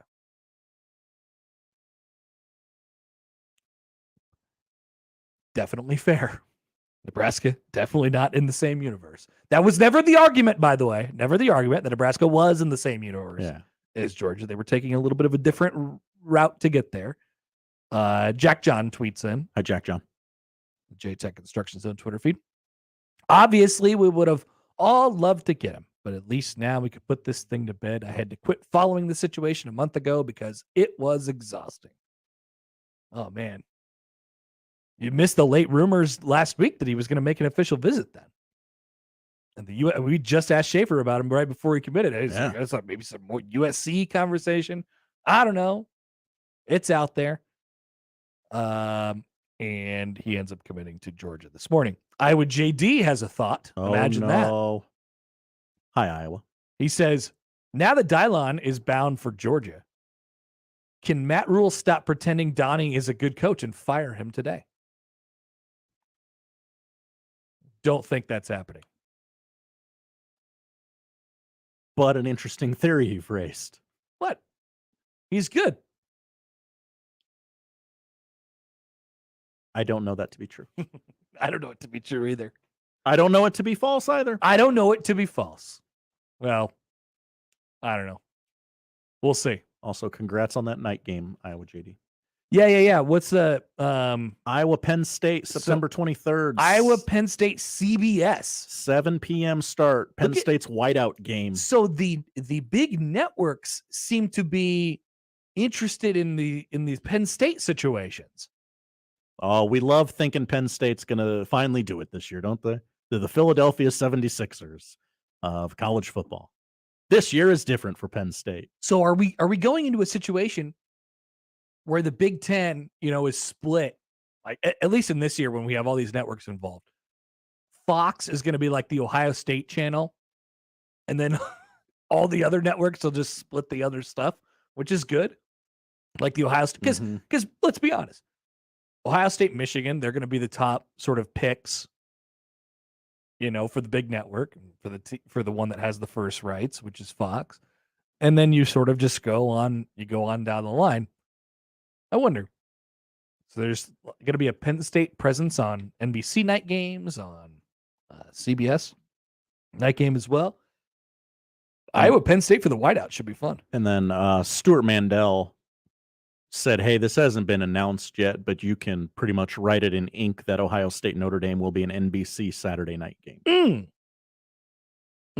Because it is a Notre Dame home game. NBC would have right of first refusal for that, and they're not going to turn that down. Sure. Yeah, it's not going anywhere. Andrew tweets in. We'll go back to Dylon real quick here. Says, I understand he would have been a huge get for the program, but honestly think this is the best. If he would have come here and he would have left, it would have been a big black eye to the program. Now, if something happens and he leaves Georgia, Nebraska is still an option. Yeah, I don't know. It seems like a bit of an emotional hedge. You know? Yeah. Like, you would have loved to get him. It's okay. Sometimes you just lose. You know, if he would have been such a huge get for Nebraska right off the bat here. It would have been, you know, I don't know if it would have been confirmation, but to go out there right away and to say, man, we got the number one recruit in the country. He believed in us. He put because that's what he would have been doing. He would have been putting his blind faith in Matt Rule and the institution of Nebraska, obviously, but he would have been putting his blind faith in Matt Rule. And hey, I'm going to be a domino. There's guys that are going to follow me here. Correct. And this thing is going to be big right away, even if we have to go through a season of losing or, you know, whatever it might be. This thing's going to be big. So it would have represented a huge deal. It would have kickstarted the Matt Rule era. I mean, the conversation would be a lot different if the graphic had just come out 5 minutes ago and it said Dylon committed to Nebraska. You know, it would have been really, really exciting. And there would have been expectations. I mean, hell, the expectations probably would have kicked up for this year, even though none of those recruits would be here this year. Yeah, because you got to show him something early. He's going to go. Yeah. Brian tweets in. He says, "I wouldn't bet this Dylan stuff is over. Obviously, he has the inability to make a decision and stick with it, much like most women." Oh, Brian! Whoa! Why are women catching strays? Yesterday was Mother's Day. He can make a decision. He just makes one twice. Like most women. That's what it said. Much like most women. Out of nowhere. Very out of pocket, Brian. Very out of pocket. Joel tweets in. Hi, Joel. Says it would be hilarious if it's announced next week that Donnie is taking a leave of absence. Hey, let's not get Donnie. Not get Donnie wrapped up in this. Donnie's caught enough strays already. Let's just wait and see if he's good or not. All right. We're just going to wait. Poll question. Who's caught more strays today, Donnie or women? Women. Tough. And Jack John says, Dylon just wanted to be a corn dog. That's what it all comes down to. There it is. So that's the thought, right? He's going to leave Georgia after 1 year, and he's going to come back, and he'll be Nebraska's starting quarterback out of the transfer portal. You'll get it best of both worlds. Alex and Lincoln asks if he's still making an official visit. I don't think so. You could probably free up that weekend for yourself. Yeah, I don't think so. Although Nebraska is still, intends to have a nice recruiting weekend at the end of June there. That's funny. Good one from the text line here. Unnamed texter from the 202. It's crazy that a team can be a universe apart from Nebraska, and we beat them in 2014. That is crazy. 2014 doesn't ever seem like you're never going to convince me that 2014 was 9 years ago because it just in my mind it was 3. But that doesn't seem like that long ago. But it was, it was 3 coaches ago. A lot has happened since then. We get accused of using the phrase "people forget too much." People do forget. I legit forgot that happened. Remember Tommy Armstrong threw that ball? Woo! Quincy Enunwa. People do forget that. All right. There's your big Dylon overreaction. Matt says Dylon is a future corn dog. That's what everybody. All right. We're all in on the Dylon's transferring to Nebraska eventually. Right? That's the next Raiola coaster. Mm-hmm. We're going to watch his every single move. Oh, is he unhappy? Yep. At Georgia. Well, I mean, you got to get him signed first. You never know till signing day. Mm-hmm. People always say that. You never know until signing day. And then you go from there. All right. Any extra thoughts on that? We'll take them. We'll see. I mean, Nebraska's basically moved on in their heads on this for a little while now, or at least they've had contingency plans for a while. I'll say this. I don't know if they get a 2020. I wonder what the outward sort of move will be now. Like now Nebraska could publicly move on, right? Mm-hmm. So do you go out and you offer, a whole bunch of 2024 quarterbacks? Is it too late in the game? I wouldn't be surprised to to see Nebraska take a little bit of a light, tread lightly in that category and maybe hold out for transfer portal guys next winter. I wouldn't be surprised to see that. But do they need to add a guy in the next offseason? Absolutely. You need to fortify that room a little bit more, and you need to probably have your man of the future there, whoever it might be. So is that guy a younger guy out of the transfer portal? Is he a guy that you can come up with in 2024? Bottom line is there's just a lot of time to figure that out, whether it's December signing day, transfer portal period in January, signing day in February. There's a lot of time to sort of focus in on a guy and bring in who you want. All right. Josh will have the odd news next on 1620 The Zone. Live from the Host Coffee Studio, this is 1620 The Zone. For unmatched cardiac expertise, put your heart in the right place with Nebraska Medicine, where you'll find the most heart advances in the state, telehealth appointments to make your care even more convenient, and a genetics clinic to help avoid future heart issues. With multiple locations, our world-leading care is just a heartbeat from home. For matters of the heart, this is where you begin. Visit nebraskamed.com/heart. Home is with you wherever that may be. Hey everyone, Josh Peterson here from my friends at Kugler Vision, the only place in Nebraska that specializes in all 7 FDA-approved forms of modern vision correction. Ditch the contacts or glasses for good by visiting KuglerVision.com. Hi again, everybody. Kent Pavelka courtside, getting ready for hail season with the rooferees at John Higgins Weather Guard. When hailstones fall, be sure to make the right call. Just one call to the experts at John Higgins Weather Guard to work directly with your insurance provider. With an A+ rating from the Better Business Bureau for the highest level of customer service. There are so many reasons, so many fans have used the winning team for their roof at John Higgins Weather Guard. Remember, when hailstorms fall, make the right call. The rooferees at John Higgins Weather Guard. Email any of our shows anytime into the Equitable Bank inbox. At Equitable, we take banking personally. For me, John at 1620thezone.com. The Equitable Bank inbox from 1620 The Zone. Cards issued by Sutton Bank and Celtic Bank, members FDIC. Terms and conditions apply. Are you the decision maker in your company? Consider this. For the first time in decades, there's a better option for a corporate card and spend management platform. Meet Ramp, the only corporate card and spend management system designed to help you spend less money so you can make more. Most corporate credit cards offer points as incentives, but those points amount to less than their worth in real cash value. Ramp's business cards offer you cash back, real money in your pocket. Plus, you control who spends what with each vendor. And Ramp's software collects and verifies receipts automatically, which means you'll stop wasteful spending and close your books in hours instead of days. Businesses that use Ramp add up to 3.5% to their bottom line the first year. If you're a decision maker, adding Ramp could be one of the best decisions you've ever made. And now get $250 when you join Ramp. Just go to ramp.com/sports. Ramp.com/sports. RAMP.com/sports. Anywhere fans go to cheer on their team, there are behind-the-scenes MVPs ensuring everything is game day ready. We see you, Joe, fixing seats so every fan can enjoy every game. And Allie, who keeps her stadium running smoothly from the moment the first game starts to the last play of the season. At Grainger, you're our MVPs, and we're always here for you with supplies and solutions for every industry and 24/7 customer support. Call, click Grainger.com, or just stop by. Grainger, for the ones who get it done. Nick Handley here for DJ's Dugout. To thank Omaha for 30 great years, DJ's Dugout is having a huge birthday bash on Sunday, May 28th at Warner Park, and you're invited. Enjoy a free concert featuring Omaha's own Lemon Fresh Day, 5 to 9 p.m. Gates open at 3 p.m. Free admission, free family fun zone, free parking. Clear bag policy enforced. Enjoy Lemon Fresh Day for free at the DJ's Dugout Birthday Bash, May 28th at Warner Park. And now we've reached the point in the show where Josh Odson reads the peculiar, the bizarre, the comical, the odd news with Odd Son. Odd news, Odd Son.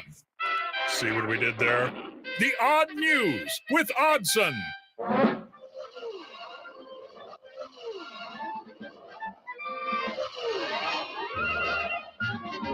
And all these kickoff times got me fiending for some kickoff times. It's made me oddly jealous. I need kickoff times. How come Nebraska doesn't have any yet? Just a little something. Even if it's a stupid homecoming game. Nebraska will be on homecoming against Northwestern, and it'll be at nighttime. Whatever you want to do. When is that Nebraska's homecoming game this year? Purdue. Purdue? That makes Yeah. late homecoming this year, Josh. So that you could pretty much guarantee that'll be like 7:00 on BTN. Unless, NBC wants to roll in and take it.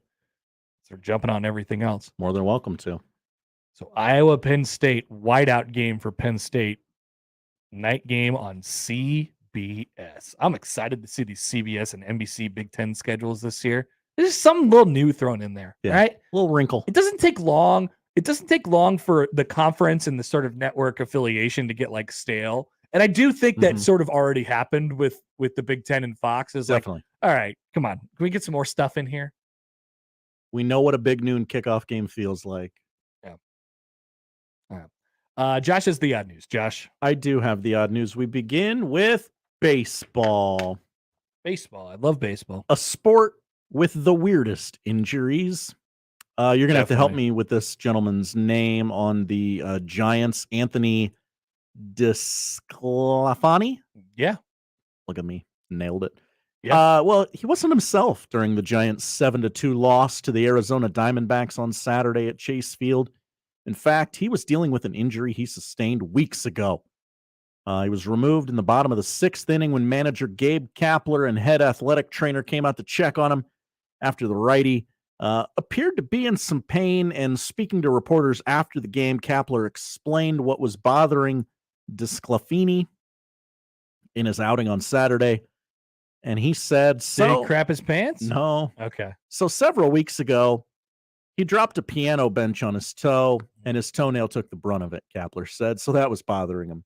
He was able to continue pitching, felt good enough to keep rolling, but we had an eye on him as that nail was coming off and causing him quite a bit of pain. So we monitored, and then finally went out there and decided it was okay to probably pull the plug on him. He was grinding pretty good out there. Good baseball manager talk. Yeah. But how did this all happen?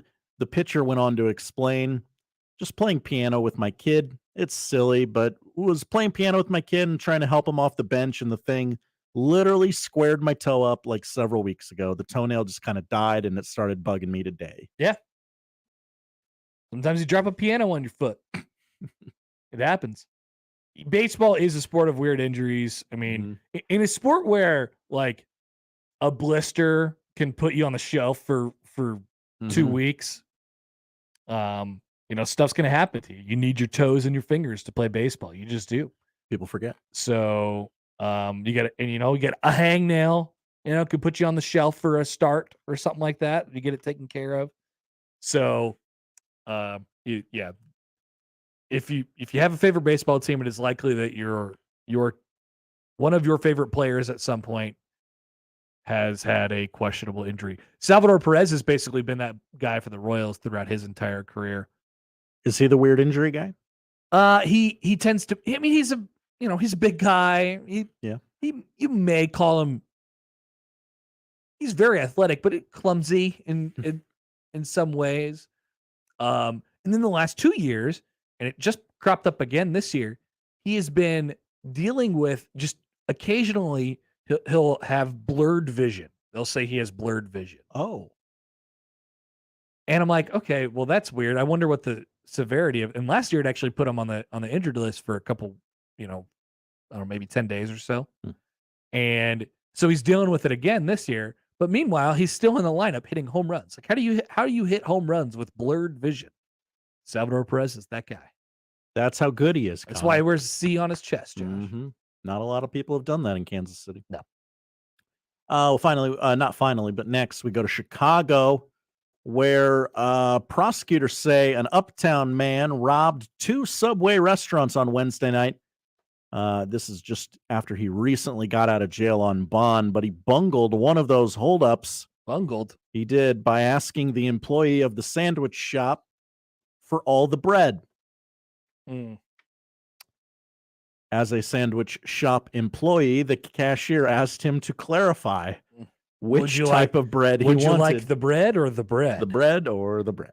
The suspect motioned toward his waist where the cashier believed he saw the handle of a handgun and told the employee to give him all of the money. The money. The money. I would want the bread. I would like a loaf to go, and I will take all of the money. The cashier closed the register and ran back to the back of the store. Chicago police officers arrested the suspect about 35 minutes later. He was wearing the exact same clothes the robbers saw him in. Of course he was. It was only 35 minutes later.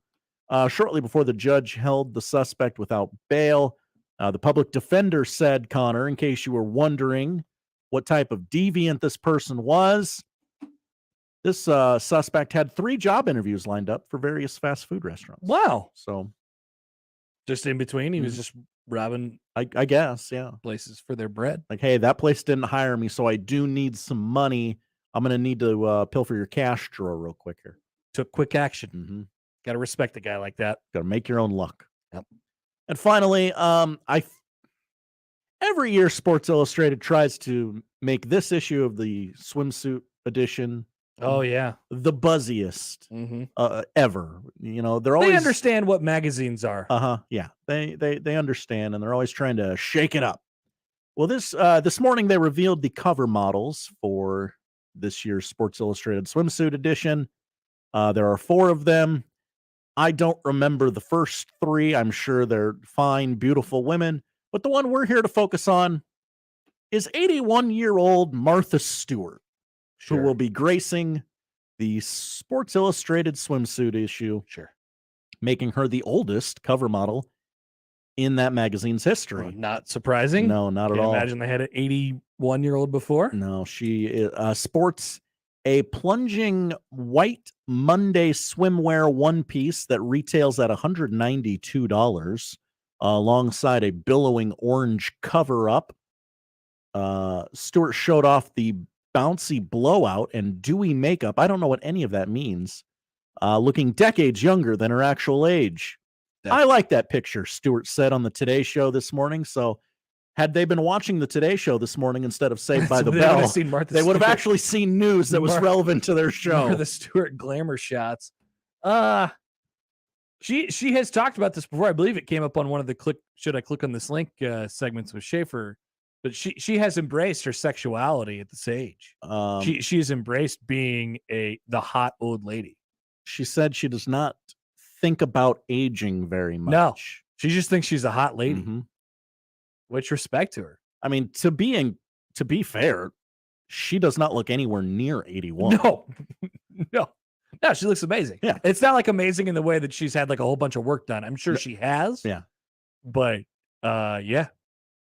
She's getting after it. Good for Martha Stewart. And good for the Sports Illustrated magazine, the swimsuit issue, because they're always doing something. All right. Thank you, Josh. Thank you, Connor. We got a couple more tweets from you all on the y'all, if you will, on the Dylon situation. We'll have that coming back. We'll there's some ins and outs to this that we could still get into. We'll do it as we return on 1620 The Zone. But first, this week, it's another Woodhouse Wednesday on 1620 The Zone, May 17th. That is this Wednesday. You can enter in to win a fishing gear prize pack, which includes a Yeti soft cooler, tackle box, and some Woodhouse swag. Plus, when you enter to win a Woodhouse Wednesday prize pack, you will be entered in to win the grand prize drawing at the end for $2,600. Head to our website and get all the details at 1620thezone.com.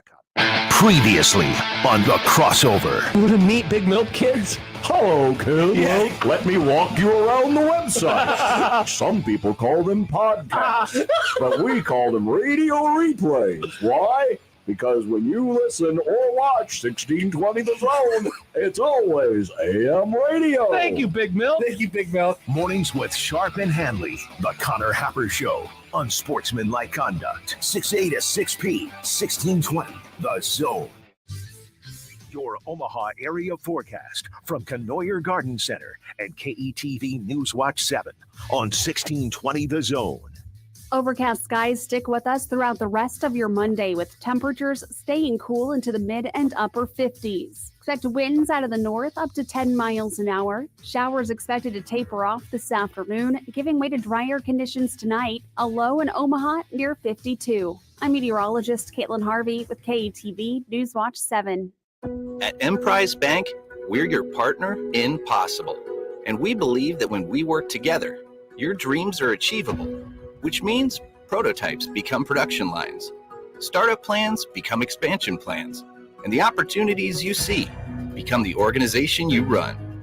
Emprise is built for business, which means we're committed to helping you succeed. This is the power of possible. Visit emprisebank.com to learn more. Fun fact, did you know gorillas burp when they're happy? Really? I'm glad humans don't have that issue, as it would create some awkward moments. Dave and Ryan Osted here with Osted's Golf. Looking for your happiness on the course? Book your fitting appointment today with Osted's, the nation's top 100 fitter from Callaway, Ping, Mizuno, and Golf Digest. Why get fit? On average, golfers gain 19 yards off the tee and drop their handicap by 10%. Wow, results like that will make any golfer happy. Stop in today or book your appointment on Osteds.com. All burps will be taken as a compliment. The final week of the regular season begins with a Tuesday matinee. The Creighton Blue Jays meet the Omaha Mavericks. Pre-game coverage begins at 10:45 a.m. First pitch at 11. Tuesday, the Blue Jays on 1180 The Zone. What does Saul's loan on? Almost everything, like jewelry, gold chains, bracelets, earrings, wedding rings, and high-end watches, guns, electronics, $10 to $50,000, super fast and easy with no credit check. Saul's loans on almost everything.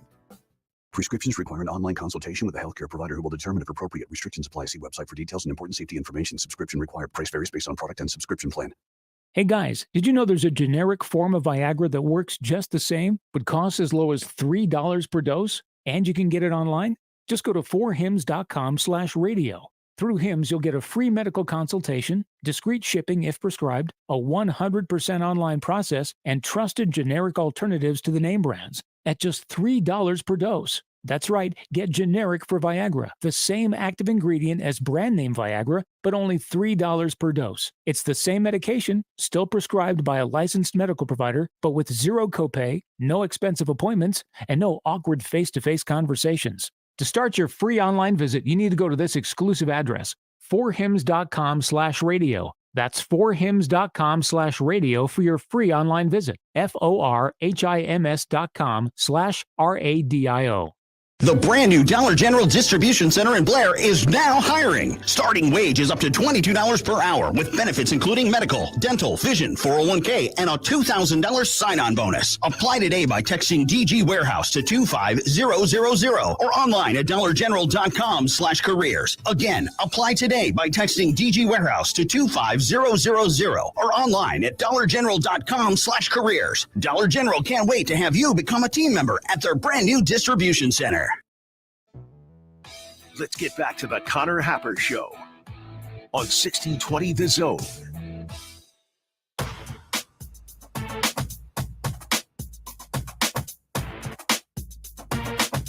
All right, welcome back. Connor Happer, Josh Hudson with you on the Connor Happer Show. And we're on 1620 The Zone and 1620thezone.com. Andy wonders on our YouTube stream, why is it Dylon and not the normal pronunciation of Dylan?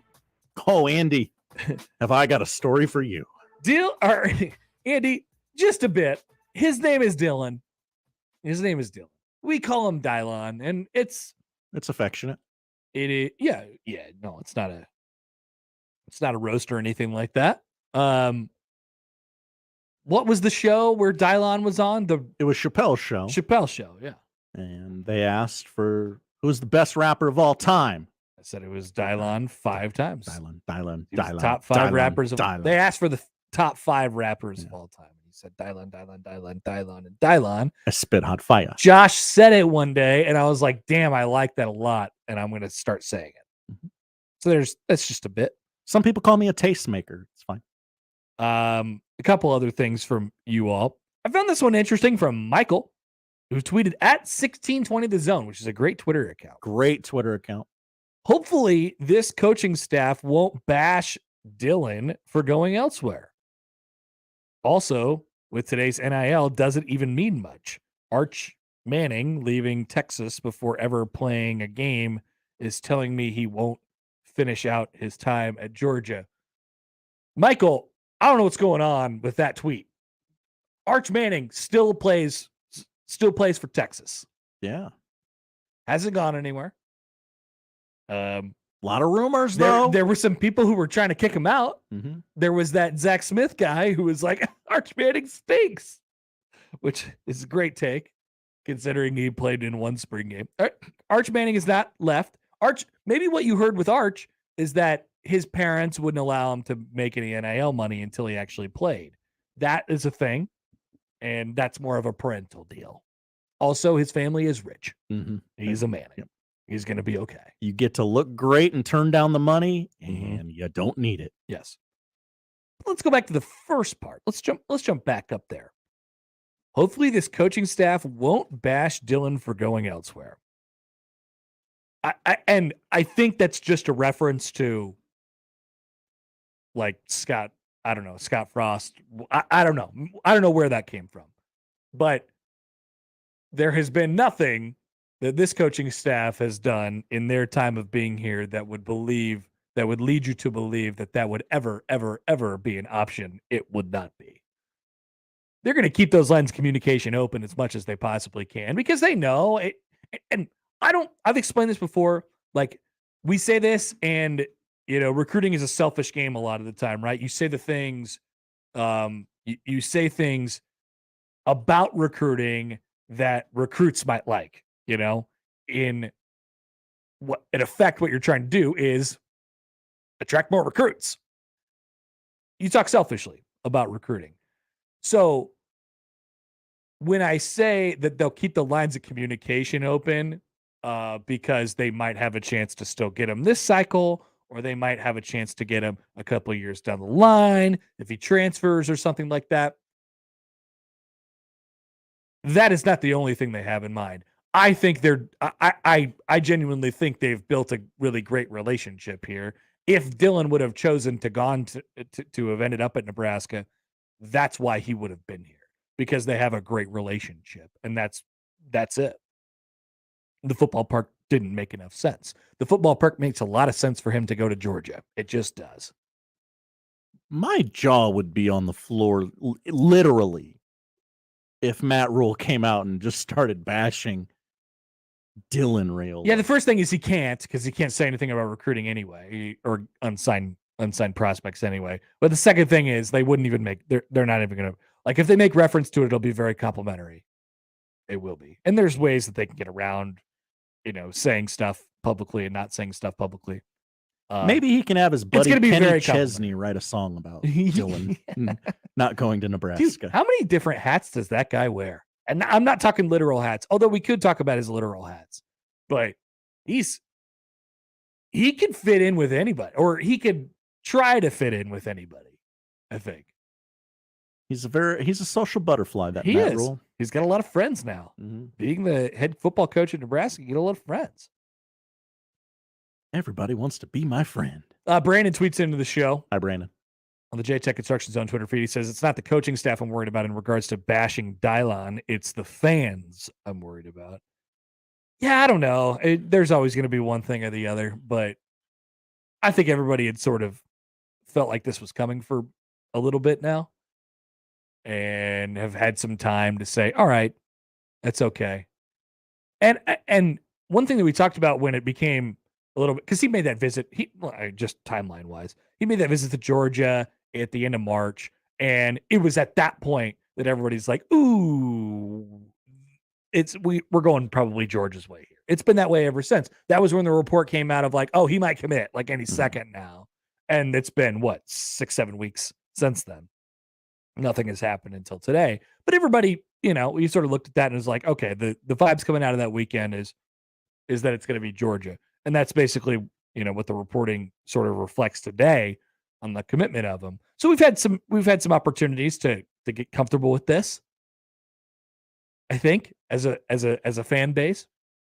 But one of the narratives that we talked about potentially coming up at the time was, all right, are people going to are people going to do the thing where they say he was just playing us the whole time? He was just leading us along. And I'm telling you, like, let me put it this way. If the Nebraska staff thought he might have been doing that, they would have backed out. Right? Yeah, I don't think they would have put forth the effort of sending everybody to Arizona. They would have just backed out. Yeah. If they didn't think they actually had they stayed the recruitment to the very end. So I think that tells you the interest was real. Maybe Nebraska was second, maybe Nebraska was third. But also maybe it doesn't freaking matter. You know? It doesn't matter if you get the guy, you know, it's black and white in the recruiting sense. You get the guy, you don't get the guy. Nebraska didn't get the guy. That's all right. But he provided some fun moments when he visited campus. We'll always have that basketball game. Basketball game. Yep. Remember when he threw the bones? I do. Craig tweets, or texts in, excuse me. Hi, Craig. He says, I'm a big Husker fan. I don't blame anyone for not coming to Nebraska right now. We're in a big rebuilding process. It's like, you got to understand, like, they're going up against Georgia for the number one player in the country, right? Like, we don't have to do defeatist thing. Like, it's just, we don't have to do the defeatist thing of like, hey, we suck right now. You were soaking in a bunch of the takes in our last commercial break, and you were watching a video on your laptop there, and the recruiting experts. Yeah, that was Wiltfong. Yeah, they started by asking a question: how did two-time defending national champion Georgia land Dylan Raiola? How'd they do that? How could they have possibly done that? What could they have possibly advertised that would have attracted Dylan Raiola to this school? I'm more interested personally, and obviously there's the whole Dylan Raiola story, which is, you know, you want to see it through, and there's already people like, I think what this effectively does is it ends this segment of recruiting for Nebraska in the 2024 class. So it takes that piece of it out theoretically, and I know there's people trying to convince themselves that maybe he would still sign, or Corn dog. he would still commit, or that he would commit 2 years later, whatever. I think let's move on for now. At least put it on the way back burner. The more interesting thing to me is what happens next with Nebraska at quarterback. They have a lot of questions to answer, frankly. Like, this would be the first that would have been the first quarterback they would have taken in their time here, with the exception of Jeff Sims. Obviously, that would have been the first quarterback they would have taken. And, you know, Mitch laid this out on Twitter a couple minutes ago, but he's the type of player that regardless of what his skill set is, you are able to work around him a little bit. You're able to, tailor your offense to what he does well. Now, I think we get to find out the question, or the answer to the question, what do they actually want in a quarterback? Does bringing in Jeff Sims, that type of player, the speed guy, that's his label right now. I know they would go against that, but the guy who runs really, really well, does that inform what Nebraska is actually looking for at the quarterback position? Or do they have the luxury within the style of how they want to do things on offense to sort of fiddle around with that a little bit? Can it be a guy? Can it, obviously with a guy with the talent of Dylan Raiola, you can afford to make some concessions in other places if you have to, because he's so talented and you build around him. But is it that way for other quarterbacks that are available in 2024? Do you have to decide a path that you're going to take? You have to center. Yes, you have to center in on a couple of guys, focus in on a couple of guys, or not, and you go and wait to the portal in 2024. But if that's the case, what kind of quarterback are you going at when you go into the portal, or are you just at the mercy of the portal? There's the quarterback recruiting piece of it, I think is actually, it's really interesting right now because it's almost easier than it's ever been, because there's so much available to you in terms of quarterbacks and guys who can play and want to play. It is more difficult to maintain and create and maintain depth, of course, on a roster.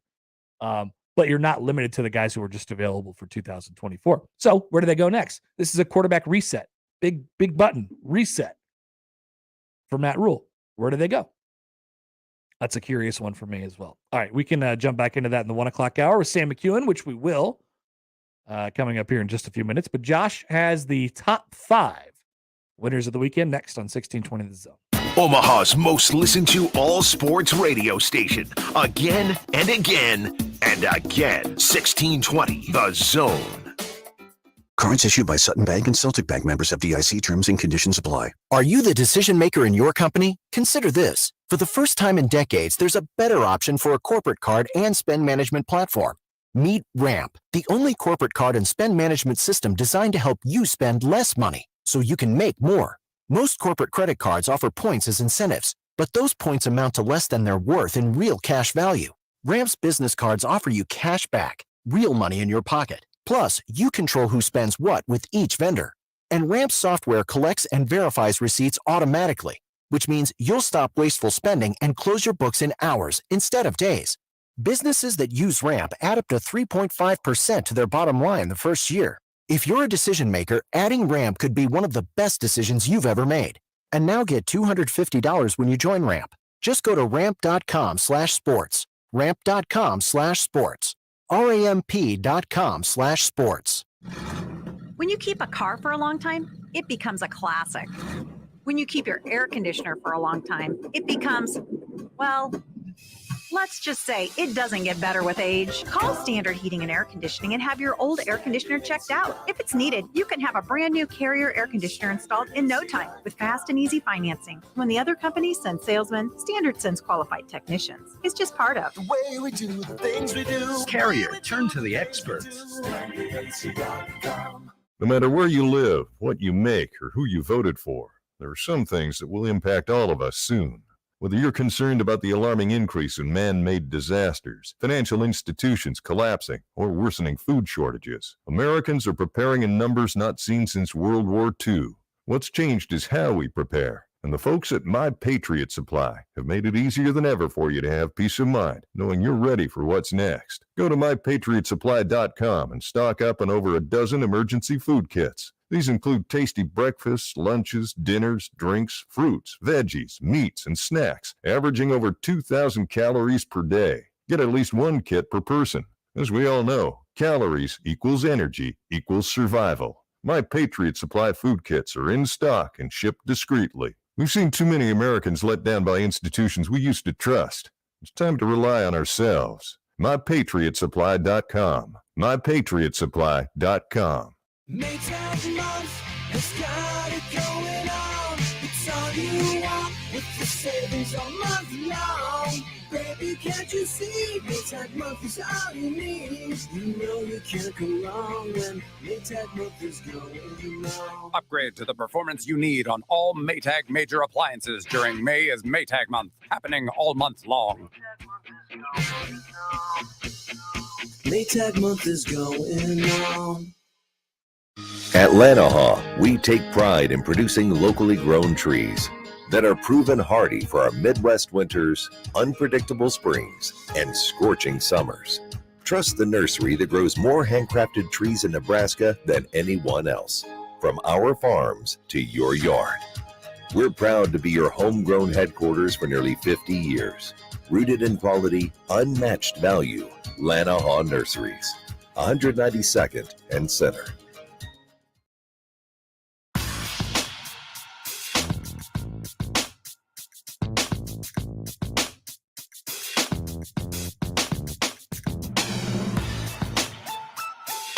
All right, welcome back in. Happy Monday. Connor Happer Show on 1620 The Zone, 1620thezone.com. We still got state baseball going on out at Warner Park. I'm going there right after this. Yes. Really? Yes, really. Now, the finals are later this week, right? Yeah, Wednesday. And then or Friday. So there's a Wednesday and then there's still Friday for Class A. And then the soccer finals are not today either, right? They're Tuesday, tomorrow. Not sure why I'm right. Not sure why I'm putting you on the spot like this. Sounds right. No, I mean, I don't even know why I mentioned it in the first place. State baseball, state soccer, they're both going on. Just having a conversation. Josh has the top 5 winners of the weekend. That's right. Joel Embiid. Not on this list. No. God, come on. Take forever. Number 5. Neither is Ben Simmons, by the way. Oh, yeah. With that fraudulent photograph. You know how I know it was fraudulent, Connor? Nobody has closed captioning on when they're watching sports. What did he do? What did he tweet? Oh, he tweeted a photo of a TV that was on at his house, and the Celtics were up 30. Really? On his Instagram, and everybody was like, "Oh, Ben Simmons is watching the game. Oh, Ben Simmons is watching the game. Look at that. Oh my gosh." What is the obsession with that guy?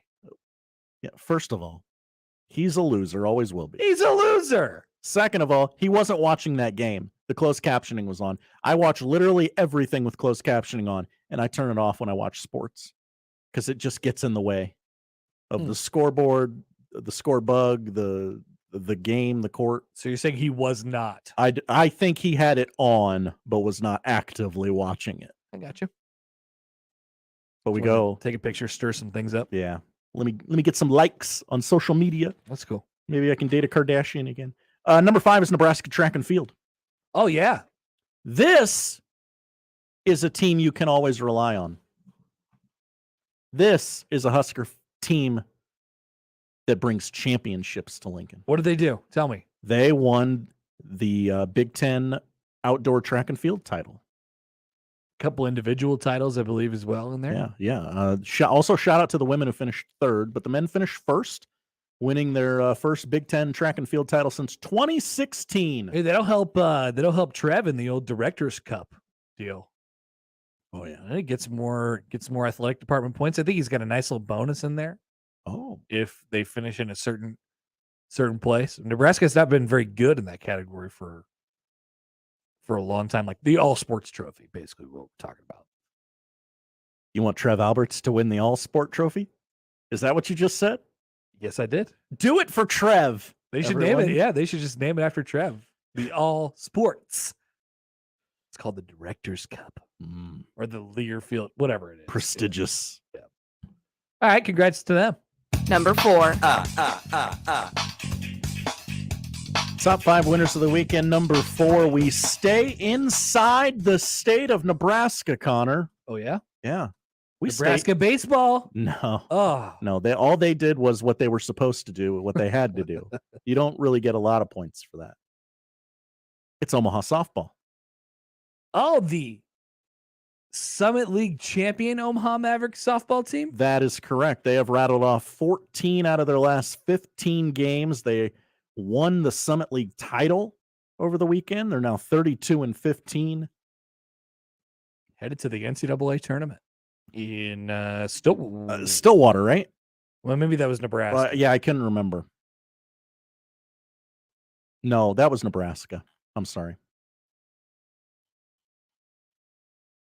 Well, they're headed to the NCAA tournament. Yeah, they're going. Locked in.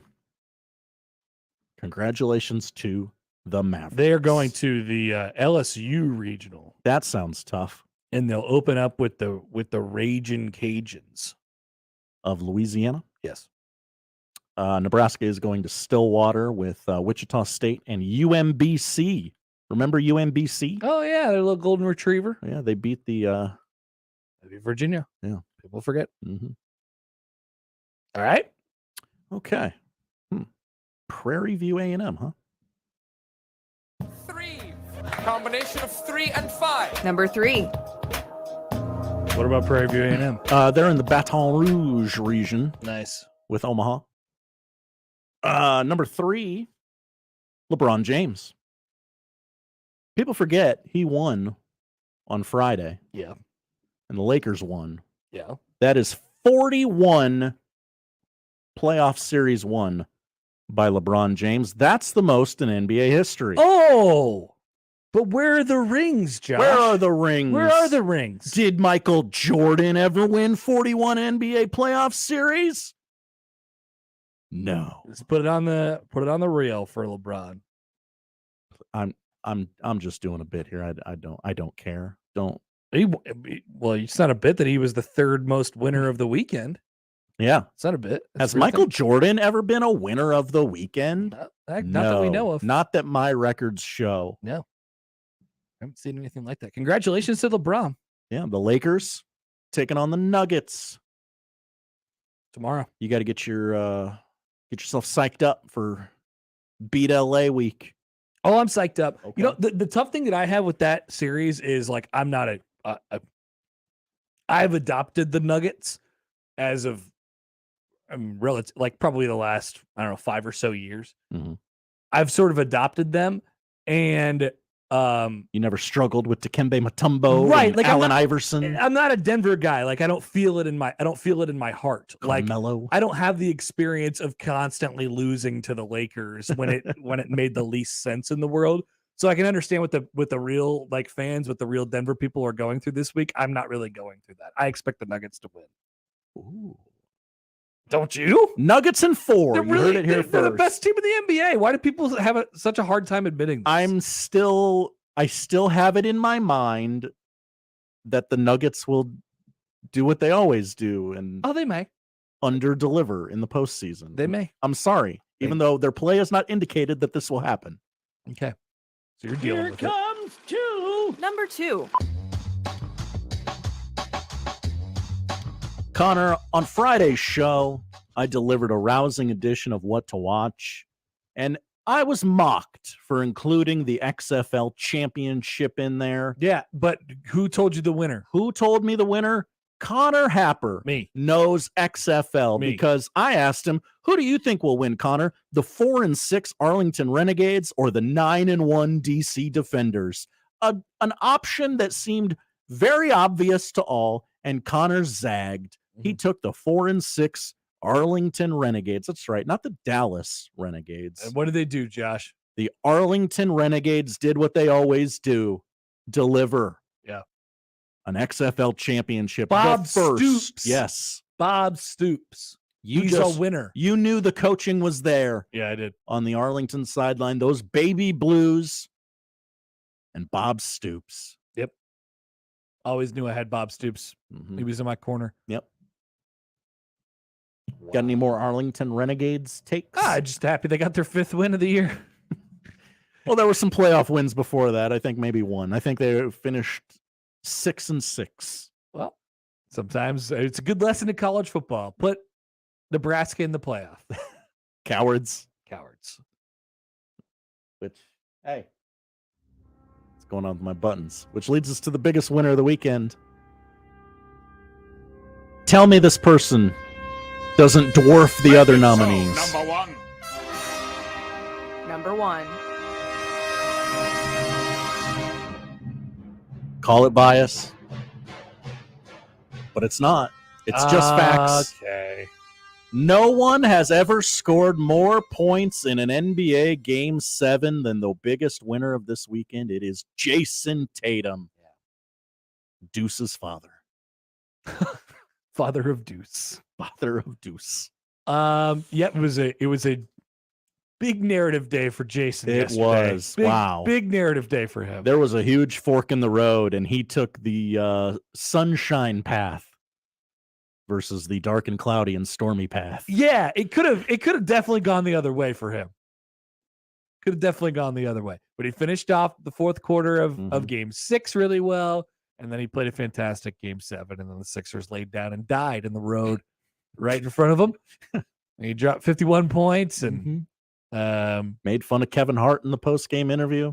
Yeah, so what you've been all over this Kevin Hart thing. What's the Kevin Hart thing? Well, when the TV networks interviewed Jason Tatum after the game, like not in the post-game press conference, like on the court post-game interview, he likes to drop these weird little nuggets like, I'm sorry, Janet Jackson. Like, I'm sorry we had to do that to you, Janet Jackson. Or in the first round series, there was one earlier in this series too where, oh yeah, like I'm the best basketball player alive. Correct. Or something like that. And we're like, you just had a good 4th quarter, buddy. Because I humbly declare that I am one of the best basketball players alive. Well, at the end of this series, he said, sorry to have to do that to you, Kevin Hart. I ripped your heart out or something like that.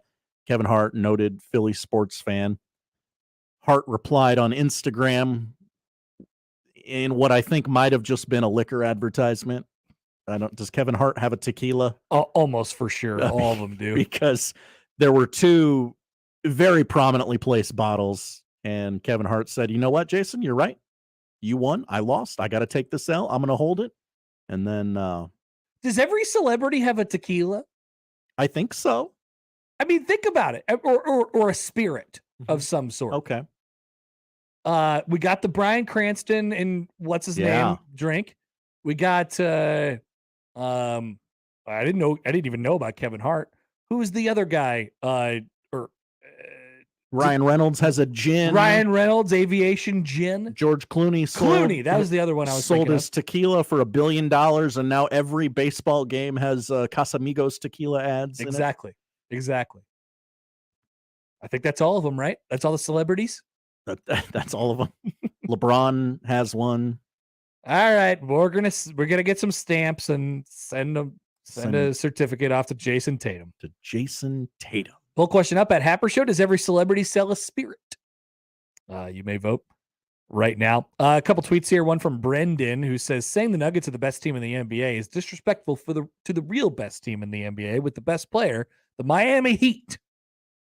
Yes, they certainly are the best team with the best player. That is definitely correct. I want this on record before the series starts. I'm terrified. Oh, you should be terrified. You should be, because if you win, it's like, all right, congrats.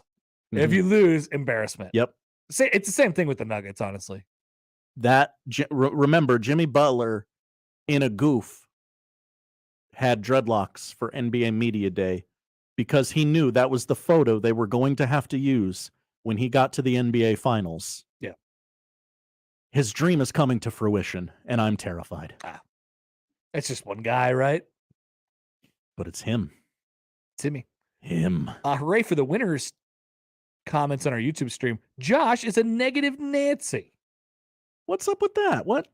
You are a negative Nancy, Josh. That was a segment of celebration. You're very negative. Who have I been negative about that particular segment? It was like the fourth or the third one. I can't remember which one, but you were being really negative about something. Interesting. Corey tweets in. He says, I have to disagree with me, Connor Happer. In my opinion, Boston is the best team left. Give me Lakers and Celtics in 6 games in the conference finals. Interesting. Corey, yeah, if the Lakers beat the Nuggets in 6, we got problems. we got big problems. I think the NBA referees will do everything they have to do to ensure that the Lakers meet the Celtics in the NBA finals. No. Yes. No. It's Jokic time. Jokic equals ratings. Many people want to watch him on TV. Yes. All the time. Always have. All right, we'll come back with Sam McKewon from the Omaha World Herald. We'll get his thoughts on Dylan Raiola, where Nebraska goes next, and more on 1620 The Zone. Live from the Host Coffee Studio, this is 1620 The Zone.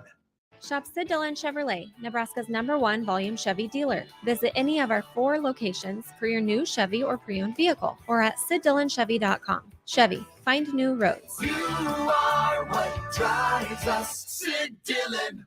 Do you know the common signs of transmission trouble? Your engine revs before falling into gear, shifting is rough, or you're leaking reddish-brown fluid. Knowing the signs could mean repair instead of replace. That's where we come in. We're certified transmission. The job done right at the right price. It's time to wake up your taste buds. Introducing my new Fiesta Line Chicken Pizza.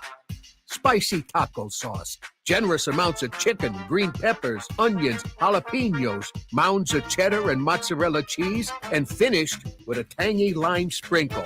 Add your favorite one-topping pizza and my sweet cinnamon monkey bread. Fiesta Feast. Now that's a fiesta for your mouth. Godfather's Pizza. Do it. Think spring? Think Lanahaw Garden Center. We offer the most complete selection of landscape supplies and plant material for all of your projects. Lanahaw is your one-stop shop for all of your outdoor needs. Rooted in quality, unmatched value. Lanahaw Nurseries, 192nd and Center. At the United States Postal Service, we're reinventing our network to help keep your business moving. With new shipping options to deliver better value, greater flexibility to conveniently reach your customers, more confident shipping with new informed delivery features, and new electric vehicles for a cleaner, brighter future. Fast, reliable, perfectly orchestrated. The United States Postal Service, delivering for America. Learn more at USPS.com/moving forward. It's good to be able to make a change, to never feel stuck. That's why at Cox, we're making a change too. Now Cox Internet plans are flexible, so you can choose to just go with Internet, add TV tomorrow, or home automation down the line. It's easier than ever to get just what you want and nothing you don't. Flexible plans from Cox. Change anytime. No commitments, no penalties. See for yourself at cox.com/internet. Additional services can be added at then current regular rates. All services subject to residential customer service agreement and acceptable use policy. Restrictions apply. PACE, Police Athletics for Community Engagement Organization, is dedicated to preventing at-risk and disadvantaged inner-city children from becoming involved in street gangs, crime, drug use, and victimization. PACE provides an opportunity to develop discipline, self-esteem, and positive moral values through wholesome competition and free participation in soccer, baseball, CrossFit, and flag football. To help PACE and local families make sure kids have access to safe and fun spring and summer activities, please go to paceomaha.org to support the PACE mission. Thank you. Hey everyone, Josh Peterson here from my friends at Miracle Hill Golf and Tennis. The temperatures are rising, which means plenty of chances for you to get to the golf course just north of Dodge on 120th Street and play some golf, whether it is outside a full 18, inside the Top Tracer building, schedule a bachelor or a bachelorette party. You can do it all. Don't forget about work outings as well. You could put together a large scramble there at the golf course. They're located just north of Dodge on 120th Street, Miracle Hill Golf and Tennis. Tickets for less. Best seats, best prices, no per-ticket fees. Ticketsforless.com. KOZN Bellevue, Omaha, Council Bluffs. This is 1620 The Zone.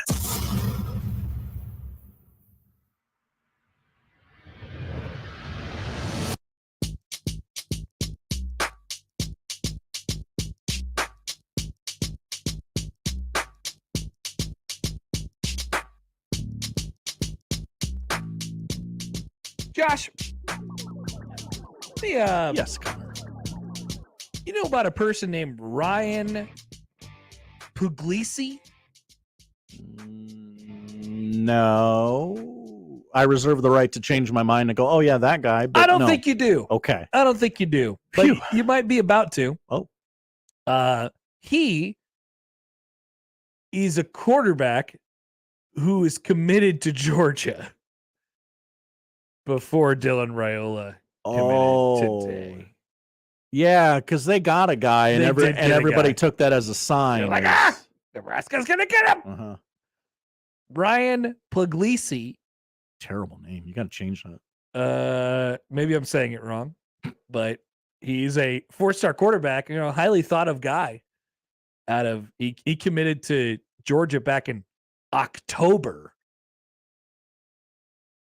And so he's been committed to Georgia for quite some time now. Dylan Raiola is here. He is the number 1 player in the country. Georgia also, according to On3, has the number 7 player in the country also committed to them. And 39 and 53 while we're at it. So yeah, a few guys over there. So you're saying Georgia's run might continue? Isn't a part of you just sort of excited to see what Georgia is? I mean, they've won a national championship the last 2 years with with Sesson Bennett, right? What does that mean, Connor? I'm just saying he was a walk-on, right? They've had some guys who have not necessarily been the top of the line. They made some questionable quarterback choices over the years. They had Justin Fields at one point. They ended up going with not Justin Fields, notably. So what happens when Georgia has the pedigree? They have all their bleep together, and then they put in the super talented quarterback. What happens then? Isn't this the exact same way Alabama built themselves? Pretty much. Yeah, okay. Pretty much. And I understand the Kirby Smart connections and all that. But now Alabama, Raiola is an interesting guy because, we can go back and look at some of the top quarterbacks over the last several years. I imagine what you'll see the majority of the time when you look at the number 1 quarterback in the class is you'll probably see a guy who would be classified as dual threat. Raiola can do some things. He can Mhm. make plays. I would not classify him as a dual threat. I would say the strength of his game, his best feature is his arm talent.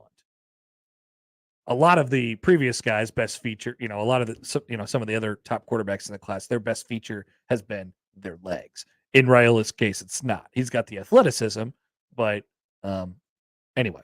So what happens now with Georgia, now that they have everything and more? Everything and more. Even though there's That's scary to think about. Even though there's some people out there trying to convince themselves that Dylan Raiola isn't that good. Like this person on our text line, if Dylan sucks and doesn't play much and decides to go elsewhere, does Nebraska come knocking? Yes. Yes. Yes. In that scenario, absolutely. Yes. Message Board Geniuses has just posted a quad box. Oh, hell yeah. From the boards. How we doing in Nebraska? GBR. Did you hear about Kenny Chesney? We didn't want him anyway. Too much of a pro-style quarterback.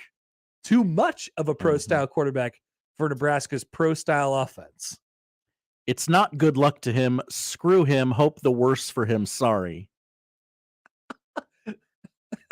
Okay, but is there a follow-up on that? Like, why? No. These are just posts to the boards. All right. Let's put a pin in number 2. Go. All right. Tell me number 3. Front-running coward. Nice.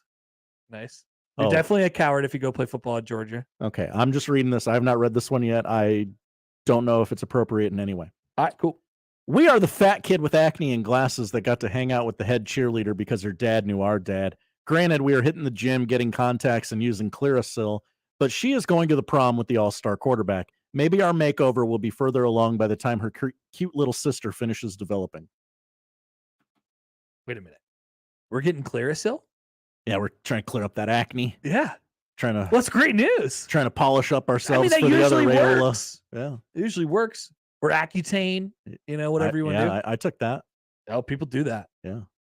It's kind of miserable for a couple of years, but after the results are fantastic. Yeah. And then you're an adult with a kid and you got a radio job and you're just eating a lot of burgers you shouldn't be, and then you get acne again. You get acne again? Yeah. You got acne? I thought Accutane just killed it all. I mean, it does for a while. Oh. It can come back if you don't take care of yourself. All right. So we're on Clearasil. That's cool. Front running coward. Okay. Oh, Pat Forty's clowning us. I would like to dive into the idea that people are mad. Like, are we mad? Are you? Because that's what I can't. I don't have an emotional reaction to this. There are people who are genuinely mad. Okay. I guarantee. And I think I don't want to project. So this is where I want to hear from you guys. Like, I don't want to project too much, but I think that the anger could potentially come from the idea that maybe Nebraska was never going to get him ever. Nebraska wasn't going to get him at all. And he showed up to Nebraska and he threw the bones and he did the whole fans chanting his name at the game thing when he was never going to come here. I'm not saying this is reality. We got friend zoned, Connor. But I could see that's where the anger might have come from. Right?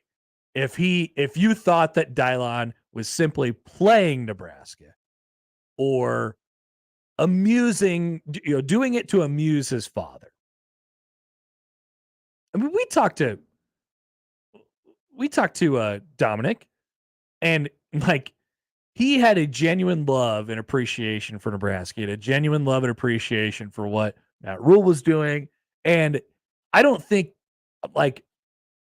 and one of the lines I think that he said was like, I don't have to like tell Dylan all this stuff. He just kind of knows it. Like it was ingrained in him from a very, very young age. Like this is what Nebraska is. And I think that's why Nebraska was involved in the process. Obviously. I mean, they gave Scott Frost a chance. Now Scott Frost blew his chance. Right? Royally. They gave Scott Frost a chance. That's how much they loved Nebraska. So like if you don't think Nebraska was, ever truly realistically involved in this process, I just think you're wrong. I think they were. Now, does that count for anything? No, doesn't count because you didn't get him. If you ain't first, you're last. Yeah, I don't think any recruit is milling about going, well, Dylan almost went to Nebraska. Right. Maybe I should look at Nebraska. Right. Absolutely. There's no doubt about it. It doesn't work that way unless you get him. But Nebraska was involved. I don't know if you take any solace in that. I don't know if you know if that's not what you want to hear at this point, but Nebraska was involved in the conversation, and it wasn't just fake. It wasn't like, hey, I'm just going to show up in Nebraska and sign some autographs and take some pictures and get offered an absurd amount of NIL money, only to have it all be overtaken and the football part by the team who won the national championship the last 2 years. Like that's, you just play it. You just play out the process as it goes. And Nebraska didn't win. Husker Eddie tweets in. Hey, Husker Eddie, good to hear from you. We're not mad. Good luck to the kid. I think that's the genuine sentiment good. amongst the overwhelming majority of the fan base, right? Yeah. You knew it was a long shot. You had some hope, and it didn't pan out, and that's fine. Iowa JD's back again. Oh, no. Hi, Iowa. The anger comes from Mike Schaefer's crystal ball that gave everyone hope. People forget Mike Schaefer did a crystal ball. Mm-hmm. We got to get Schaefer back on the horn. Answer for your crystal ball. He did that, and then he changed it. Remember? I don't like the fact that, by the way, I don't like the fact that you can change your crystal balls. You should have to stick with it. Well, with the alignment of Saturn and, the other stars and the moons, it can change. I guess so. There was definitely some lunar activity in the Dylan Raiola sweepstakes. All right. I think we're done talking about it for today. We got nothing else. Really? Well, maybe not. Unless we got like half an hour of show left. Oh, no. We got other stuff to talk about. Oh, okay. We're done talking about Dylon. Okay. Today. You're done with Dylon. By the way, Brett McMurphy is just rocking the conference realignment. Oh. By the way, it's here. Hi, Brett. It's as sure a sign of any that summer is here. We got schedule releases. Mm-hmm. We got time releases for college football games. And we got Brett McMurphy talking about other teams going to other conferences and stuff like that. So we talked about the one earlier with Oregon and Washington. Here is Brett McMurphy as of just a couple minutes ago. Nothing definitive or anything like that, but this is just thrown out there. Clemson, Florida State, Miami, North Carolina State, Virginia, and Virginia Tech are calling themselves the Magnificent Seven. Hell yeah. ACC schools. Sources told Action Network. These schools, as Ross Dellinger reported, have met in the past several months with lawyers examining grant of rights to determine just how unbreakable it is. The ACC deal runs through 2036. The notoriously horrible ACC deal, of course, runs through 2036. I noticed Duke wasn't one of those. So nope. Shocking, right? Nobody caring about basketball at all. No. As it doesn't matter. As they shouldn't. Yeah, basketball doesn't matter. Yeah. Sorry. I love basketball. It doesn't matter. Not in these conversations. So Ross Dellinger wrote a little bit earlier today, says the next wave of conference realignment is about survival, as we talked about. So how the war for the West, Pac-12 versus Big 12, may shape the college sports landscape. So, as I said before, it's going to be a race. It's a hurry up and wait situation. Who moves first? And you have two of these things going on at the same time, which is the Big 12 is trying to eat the Pac-12 alive. You have that. And then how many of those Pac-12 schools end up actually finding a safety net in the Big 10? And then as a result, how many ACC schools will the SEC go and pluck because they want to keep their money the same and their TV deal the same as the Big 10? So there's a whole bunch of dominoes in this. That was my big question was, okay, are the seven a package deal, it sounds like? Correct. Right. So if the SEC, the SEC could very easily make the first move here. And they could say, well, if those schools, if the Magnificent Seven, which is so stupid, if the Magnificent Seven, it's great, decide that they could, feel like they can get out of the grant the rights thing with the ACC, and we absorb 4 of them, or we absorb all 7 of them, does that add value to our conference as a whole? Maybe. Does it kill the ACC? Definitely. But then the Big Ten needs to say, okay, what do we go grab in response to this? And it sort of goes from there. So, this is a big sort of moment, I think, for for everybody. It's who makes the next move. Do you want Boston College? Do you want Duke? Do you want Louisville? No. Do you want Pitt? The answer is no, by the way. Do you want Syracuse? Here's the great thing about the big. We were talking about this earlier. If you're the Big Ten, or you're the SEC, you get to just have your pick of everybody who's left. They're going to come to you. Yes. Anybody would accept an invite to your conference right now. Anybody. Right? Like there's, can you think of anybody that would not accept an invitation to the Big Ten or the SEC at this point? Well, gee, it sure seems like Notre Dame is rejecting offers. Notre Dame is going to play hardball as long as they want, but at some point they're going to run out. Yeah. Right? At some point it's all going to crumble around them, and there's not going to be enough, the TV deal won't be worth enough in itself. So maybe that's the one. But other than that, anybody would leave their situation right now to become the SEC or a Big Ten team. The Magnificent Seven. Get a load of these guys. Fantastic. I hope they break their grant of rights deal just so we can blow it. I mean, this is just a summer thing now. We just blow all the conferences up every summer now. It's kind of fun. We move these schools around like a game of Risk. I came up with a whole 5-year scheduling plan last year. Remember at the end of the summer? You did. It's like a whole 5-year scheduling plan for when USC, UCLA, Stanford, and Notre Dame, and Washington and Oregon all entered the Big Ten Conference, and the Big Ten had 20 teams. Who's the Steve McQueen of this batch of ACC schools? Who's the Yul Brenner? Who's the Denzel Washington? Who's the Chris Pratt? In that group? Yeah. Clemson? Florida State? Or are you talking about the rest of them? I don't know. In the Magnificent Seven. Yeah, Yes. Clemson, Florida State, Miami. Those would be the 3 Yeah. that come to mind first. The other ones, I'm like, okay, I don't know. What does Virginia Tech, and NC State do for you? Not very much. I know it might be thinking backwards, but I almost think it might be more fun to have Florida State or Miami over Clemson. Maybe. Just maybe. I'm very meh on Clemson. I'm very meh on Dabo.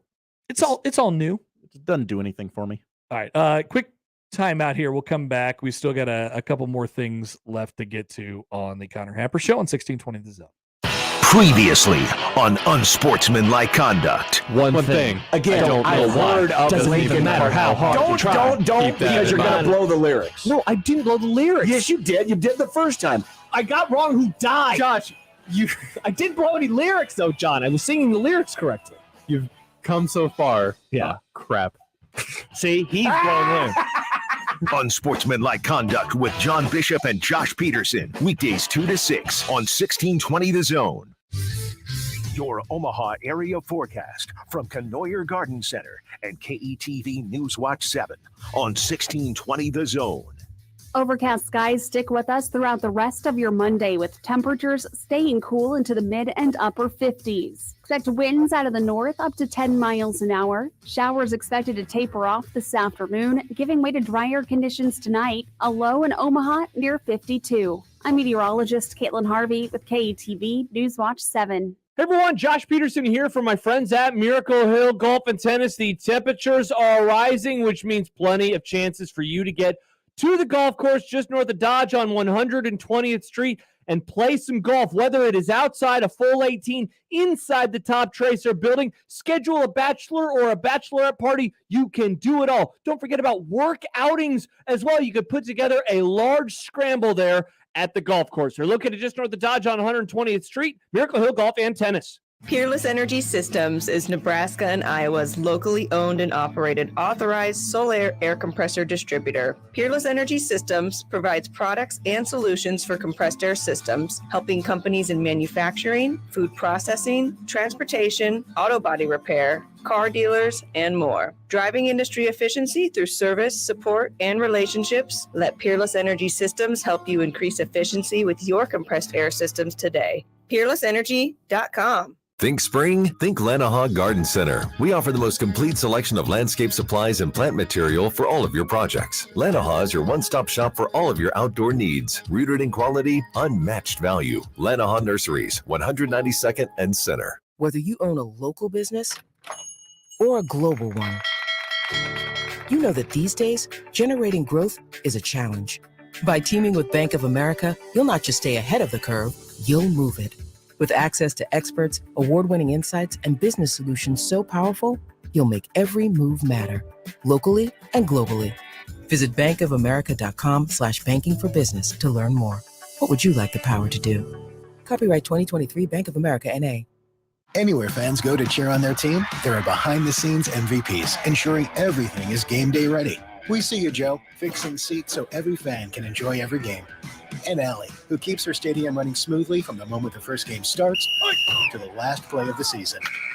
At Grainger, you're our MVPs, and we're always here for you with supplies and solutions for every industry and 24/7 customer support. Call, click Grainger.com, or just stop by. Grainger, for the ones who get it done. Tired of having a website that doesn't reflect the quality of your brand? At JM Online, we specialize in custom websites for unique business needs. Your website should be more than just a digital billboard. It should be a powerful tool that grows your business. Awarded Omaha's best web developers in 2023, we're dedicated to local business success. So if you're ready to take your website to the next level, go to jmonline.com and request a call.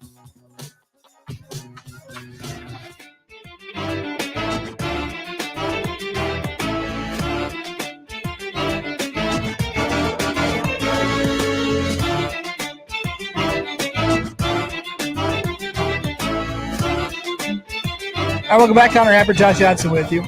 The Connor Happer Show on 1620 The Zone, 1620thezone.com. Still time to get in your votes on poll questions at Happer Show. We got a few of them up today. A lot of talk about Papa Diaz. A good conversation about Papa Diaz. It is one of my main takeaways from the show today. I still can't believe that they tried to get that they made a Kris Jenner Papa Diaz commercial. I understand you want to get eyeballs, you want to get noticed, and that's one way to do it. I just feel like you could have got a better bang for your buck with somebody else. Yeah, you're not talking to your audience. No. By doing that. No. Hey, I'm Kris Jenner. And I just scream, Cool Ranch Dorito Padilla. Pretty good. A lot of better pizzas out there. Yep. Cops. That's definitely true. Mm-hmm. Buy local. People forget that. Yep. All right. We need to talk about Ja Morant just momentarily here. Why does he like doing what he does so much, which is go on IG Live and showing his gun to people? Why does he do that all the time? You got to let him know. I don't really understand it. So I experienced this in a very different way. This was yesterday, right? I woke up yesterday morning and everybody's talking about Ja Morant showing his gun on IG Live again. I'm like, oh my God, here we go again. Well, I just scrolled through Twitter and everyone's making fun of Ja Morant. I'm like, oh, okay. You know, some stories like there's like a second wave of like, okay, we're all making fun of him. Somebody must have done a tweet about it. Yeah. Like that. And then about 5 minutes later, I see, oh, he did it again. He did the exact same. Okay. Yeah. Wow. So as a result, now he was suspended from all team activities on his day off, mind you. Indefinitely. And as I mentioned earlier, there's this whole nother wave of support that's now coming in for Ja Morant from a really unexpected place. Yeah. So like the right-wing gun people, they would like to make it known that they respect Ja Morant's, and want to acknowledge that he has the ability and the right as a human being to carry around a gun and show people his gun at all times. And they think it's ridiculous that he has been suspended indefinitely. Mind you, during the offseason, not for any actual basketball games, during the offseason, he's been suspended from all team activities. He's just away from the team right now. Got to get this thing figured out. There's not a game for several months. But the right-wing gun people say it's ridiculous that he's suspended from the NBA. Shall not be infringed upon, Connor. I got to tell you, I feel like this is the topic that I come back to the most. And I'm like, am I taking crazy pills? Because here it is. Having rights as a human being is different from having rights as an employee of and a face of something, Yeah, your employee very recently said, hey, maybe enough with the gun, maybe enough with the social media. Especially as a second offense. Yeah, it's not a first time. So, I don't know. The league has a code of conduct that players must follow. He's a professional athlete. He's got to be a role model for people. It's very simple. You get suspended for anything. If only Will Kane knew anything about sports. If only he had a sports background. Then he wouldn't find himself in this clumsy position. We do this argument so much in sports, and it's like, well, if he was just a guy walking down the street and he did that to a person, we're talking about like a football game, that would be called assault. But guess what? We're not. We have any understanding of context whatsoever. Anytime.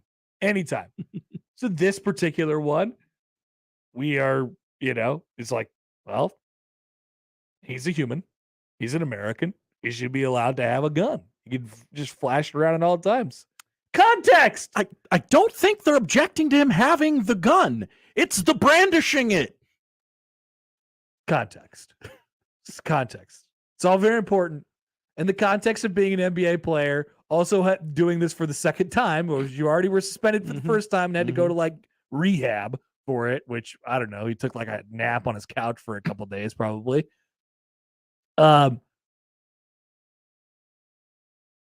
Second time, team's already told you, hey, this is no good. We don't like this.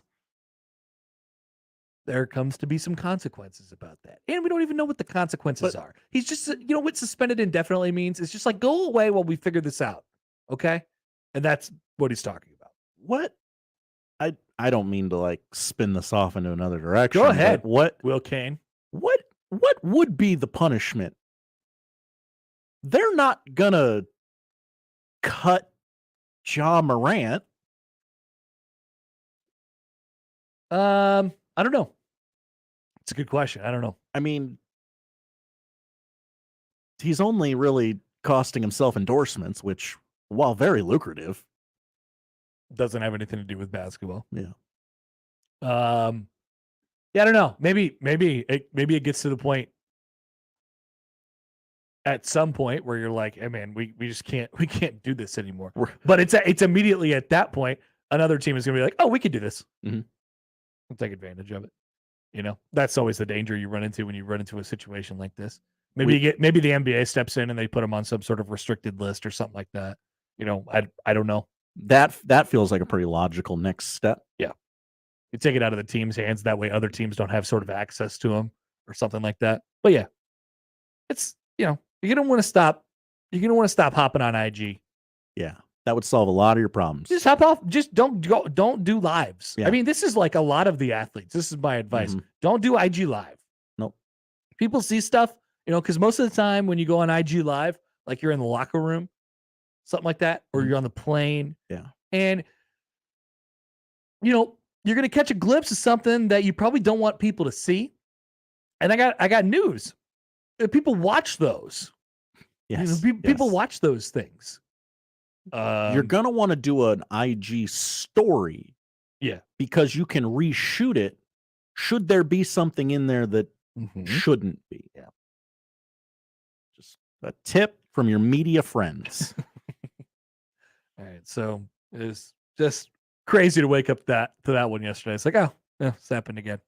And everybody seemed to notice the second that firearm came out. Oh, nope. Shouldn't have shot that. But pun not intended. There it was again. We'll come back. Poll questions, tell you what to watch on the other side on 1620 The Zone. Remember, no matter how you listen, it's still AM radio. 1620 The Zone. Did you know the Salvation Army has thrift stores conveniently located around the Omaha metro area, and each one has bargains you won't find anywhere else? Come in today for deals on clothing, accessories, furniture, kitchenware, and more. Stop by, get a great deal, and make a big difference for people in need. For a list of store locations, just go to salarmyomaha.org. That's salarmyomaha.org. Thanks for your support. It's time to wake up your taste buds. Introducing my new Fiesta Line Chicken Pizza.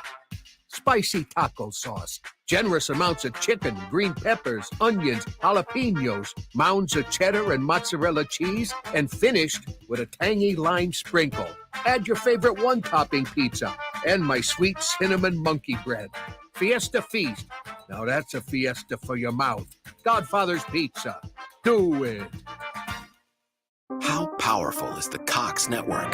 So powerful that one day the internet will let your doctor perform miracles from thousands of miles away, Connecting to remote operating room. giving a whole new meaning to the term house call. Operation complete. The Cox network, with gig speeds everywhere. It's internet built for tomorrow, today. Cox, bringing us closer. In Cox serviceable areas, speeds vary and are not guaranteed. Cox terms apply. Other restrictions may apply. Anywhere fans go to cheer on their team, there are behind-the-scenes MVPs, ensuring everything is game day ready.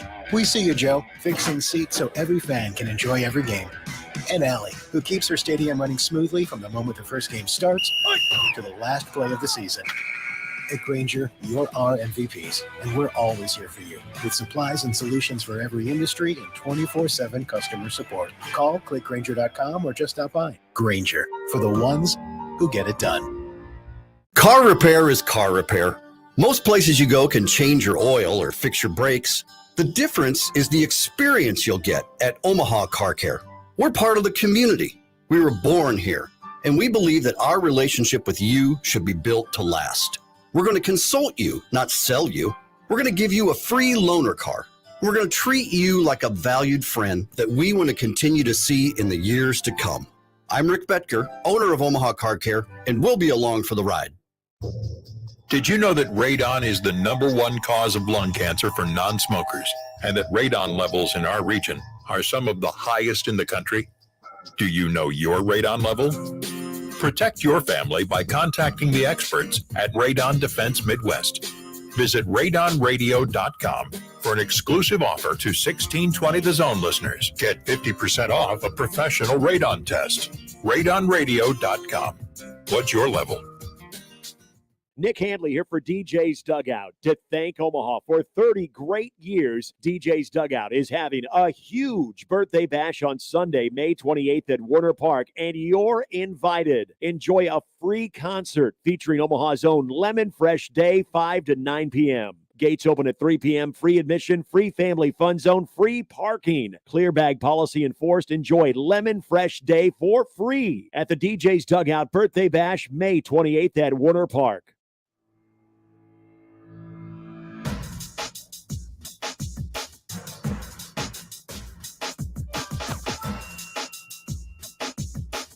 All right, pull questions at Happer Show on the J-Tech Construction Zone Twitter feed. You voted throughout the show. We're a little light today. We're just getting worked in for the week. Well, as that Dylan news really derailed a lot of things. Made us all sportsy. Yeah. Josh got mad at Houston University today, University of Houston. So he asked the poll question: Houston achievements? Do they have any? People thought I meant the city. No. I don't know where you could have got that idea. Yeah.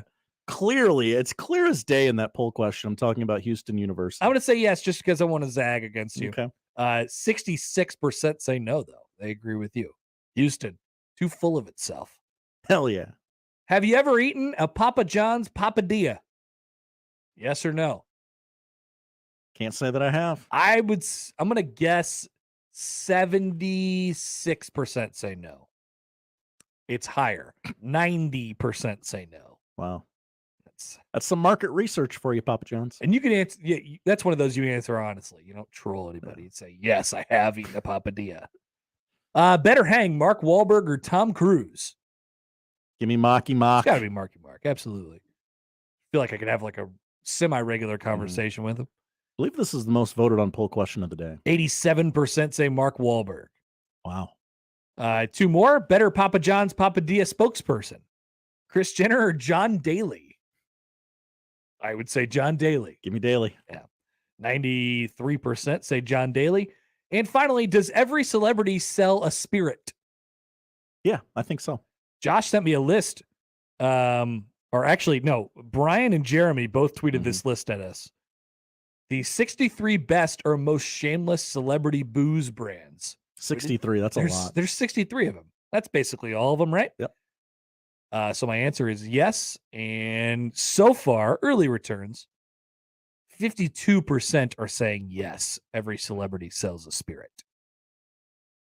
Those are the poll questions. Josh, what are we watching tonight? No NBA today. Conference finals start up tomorrow, but we have a Game 7 in hockey.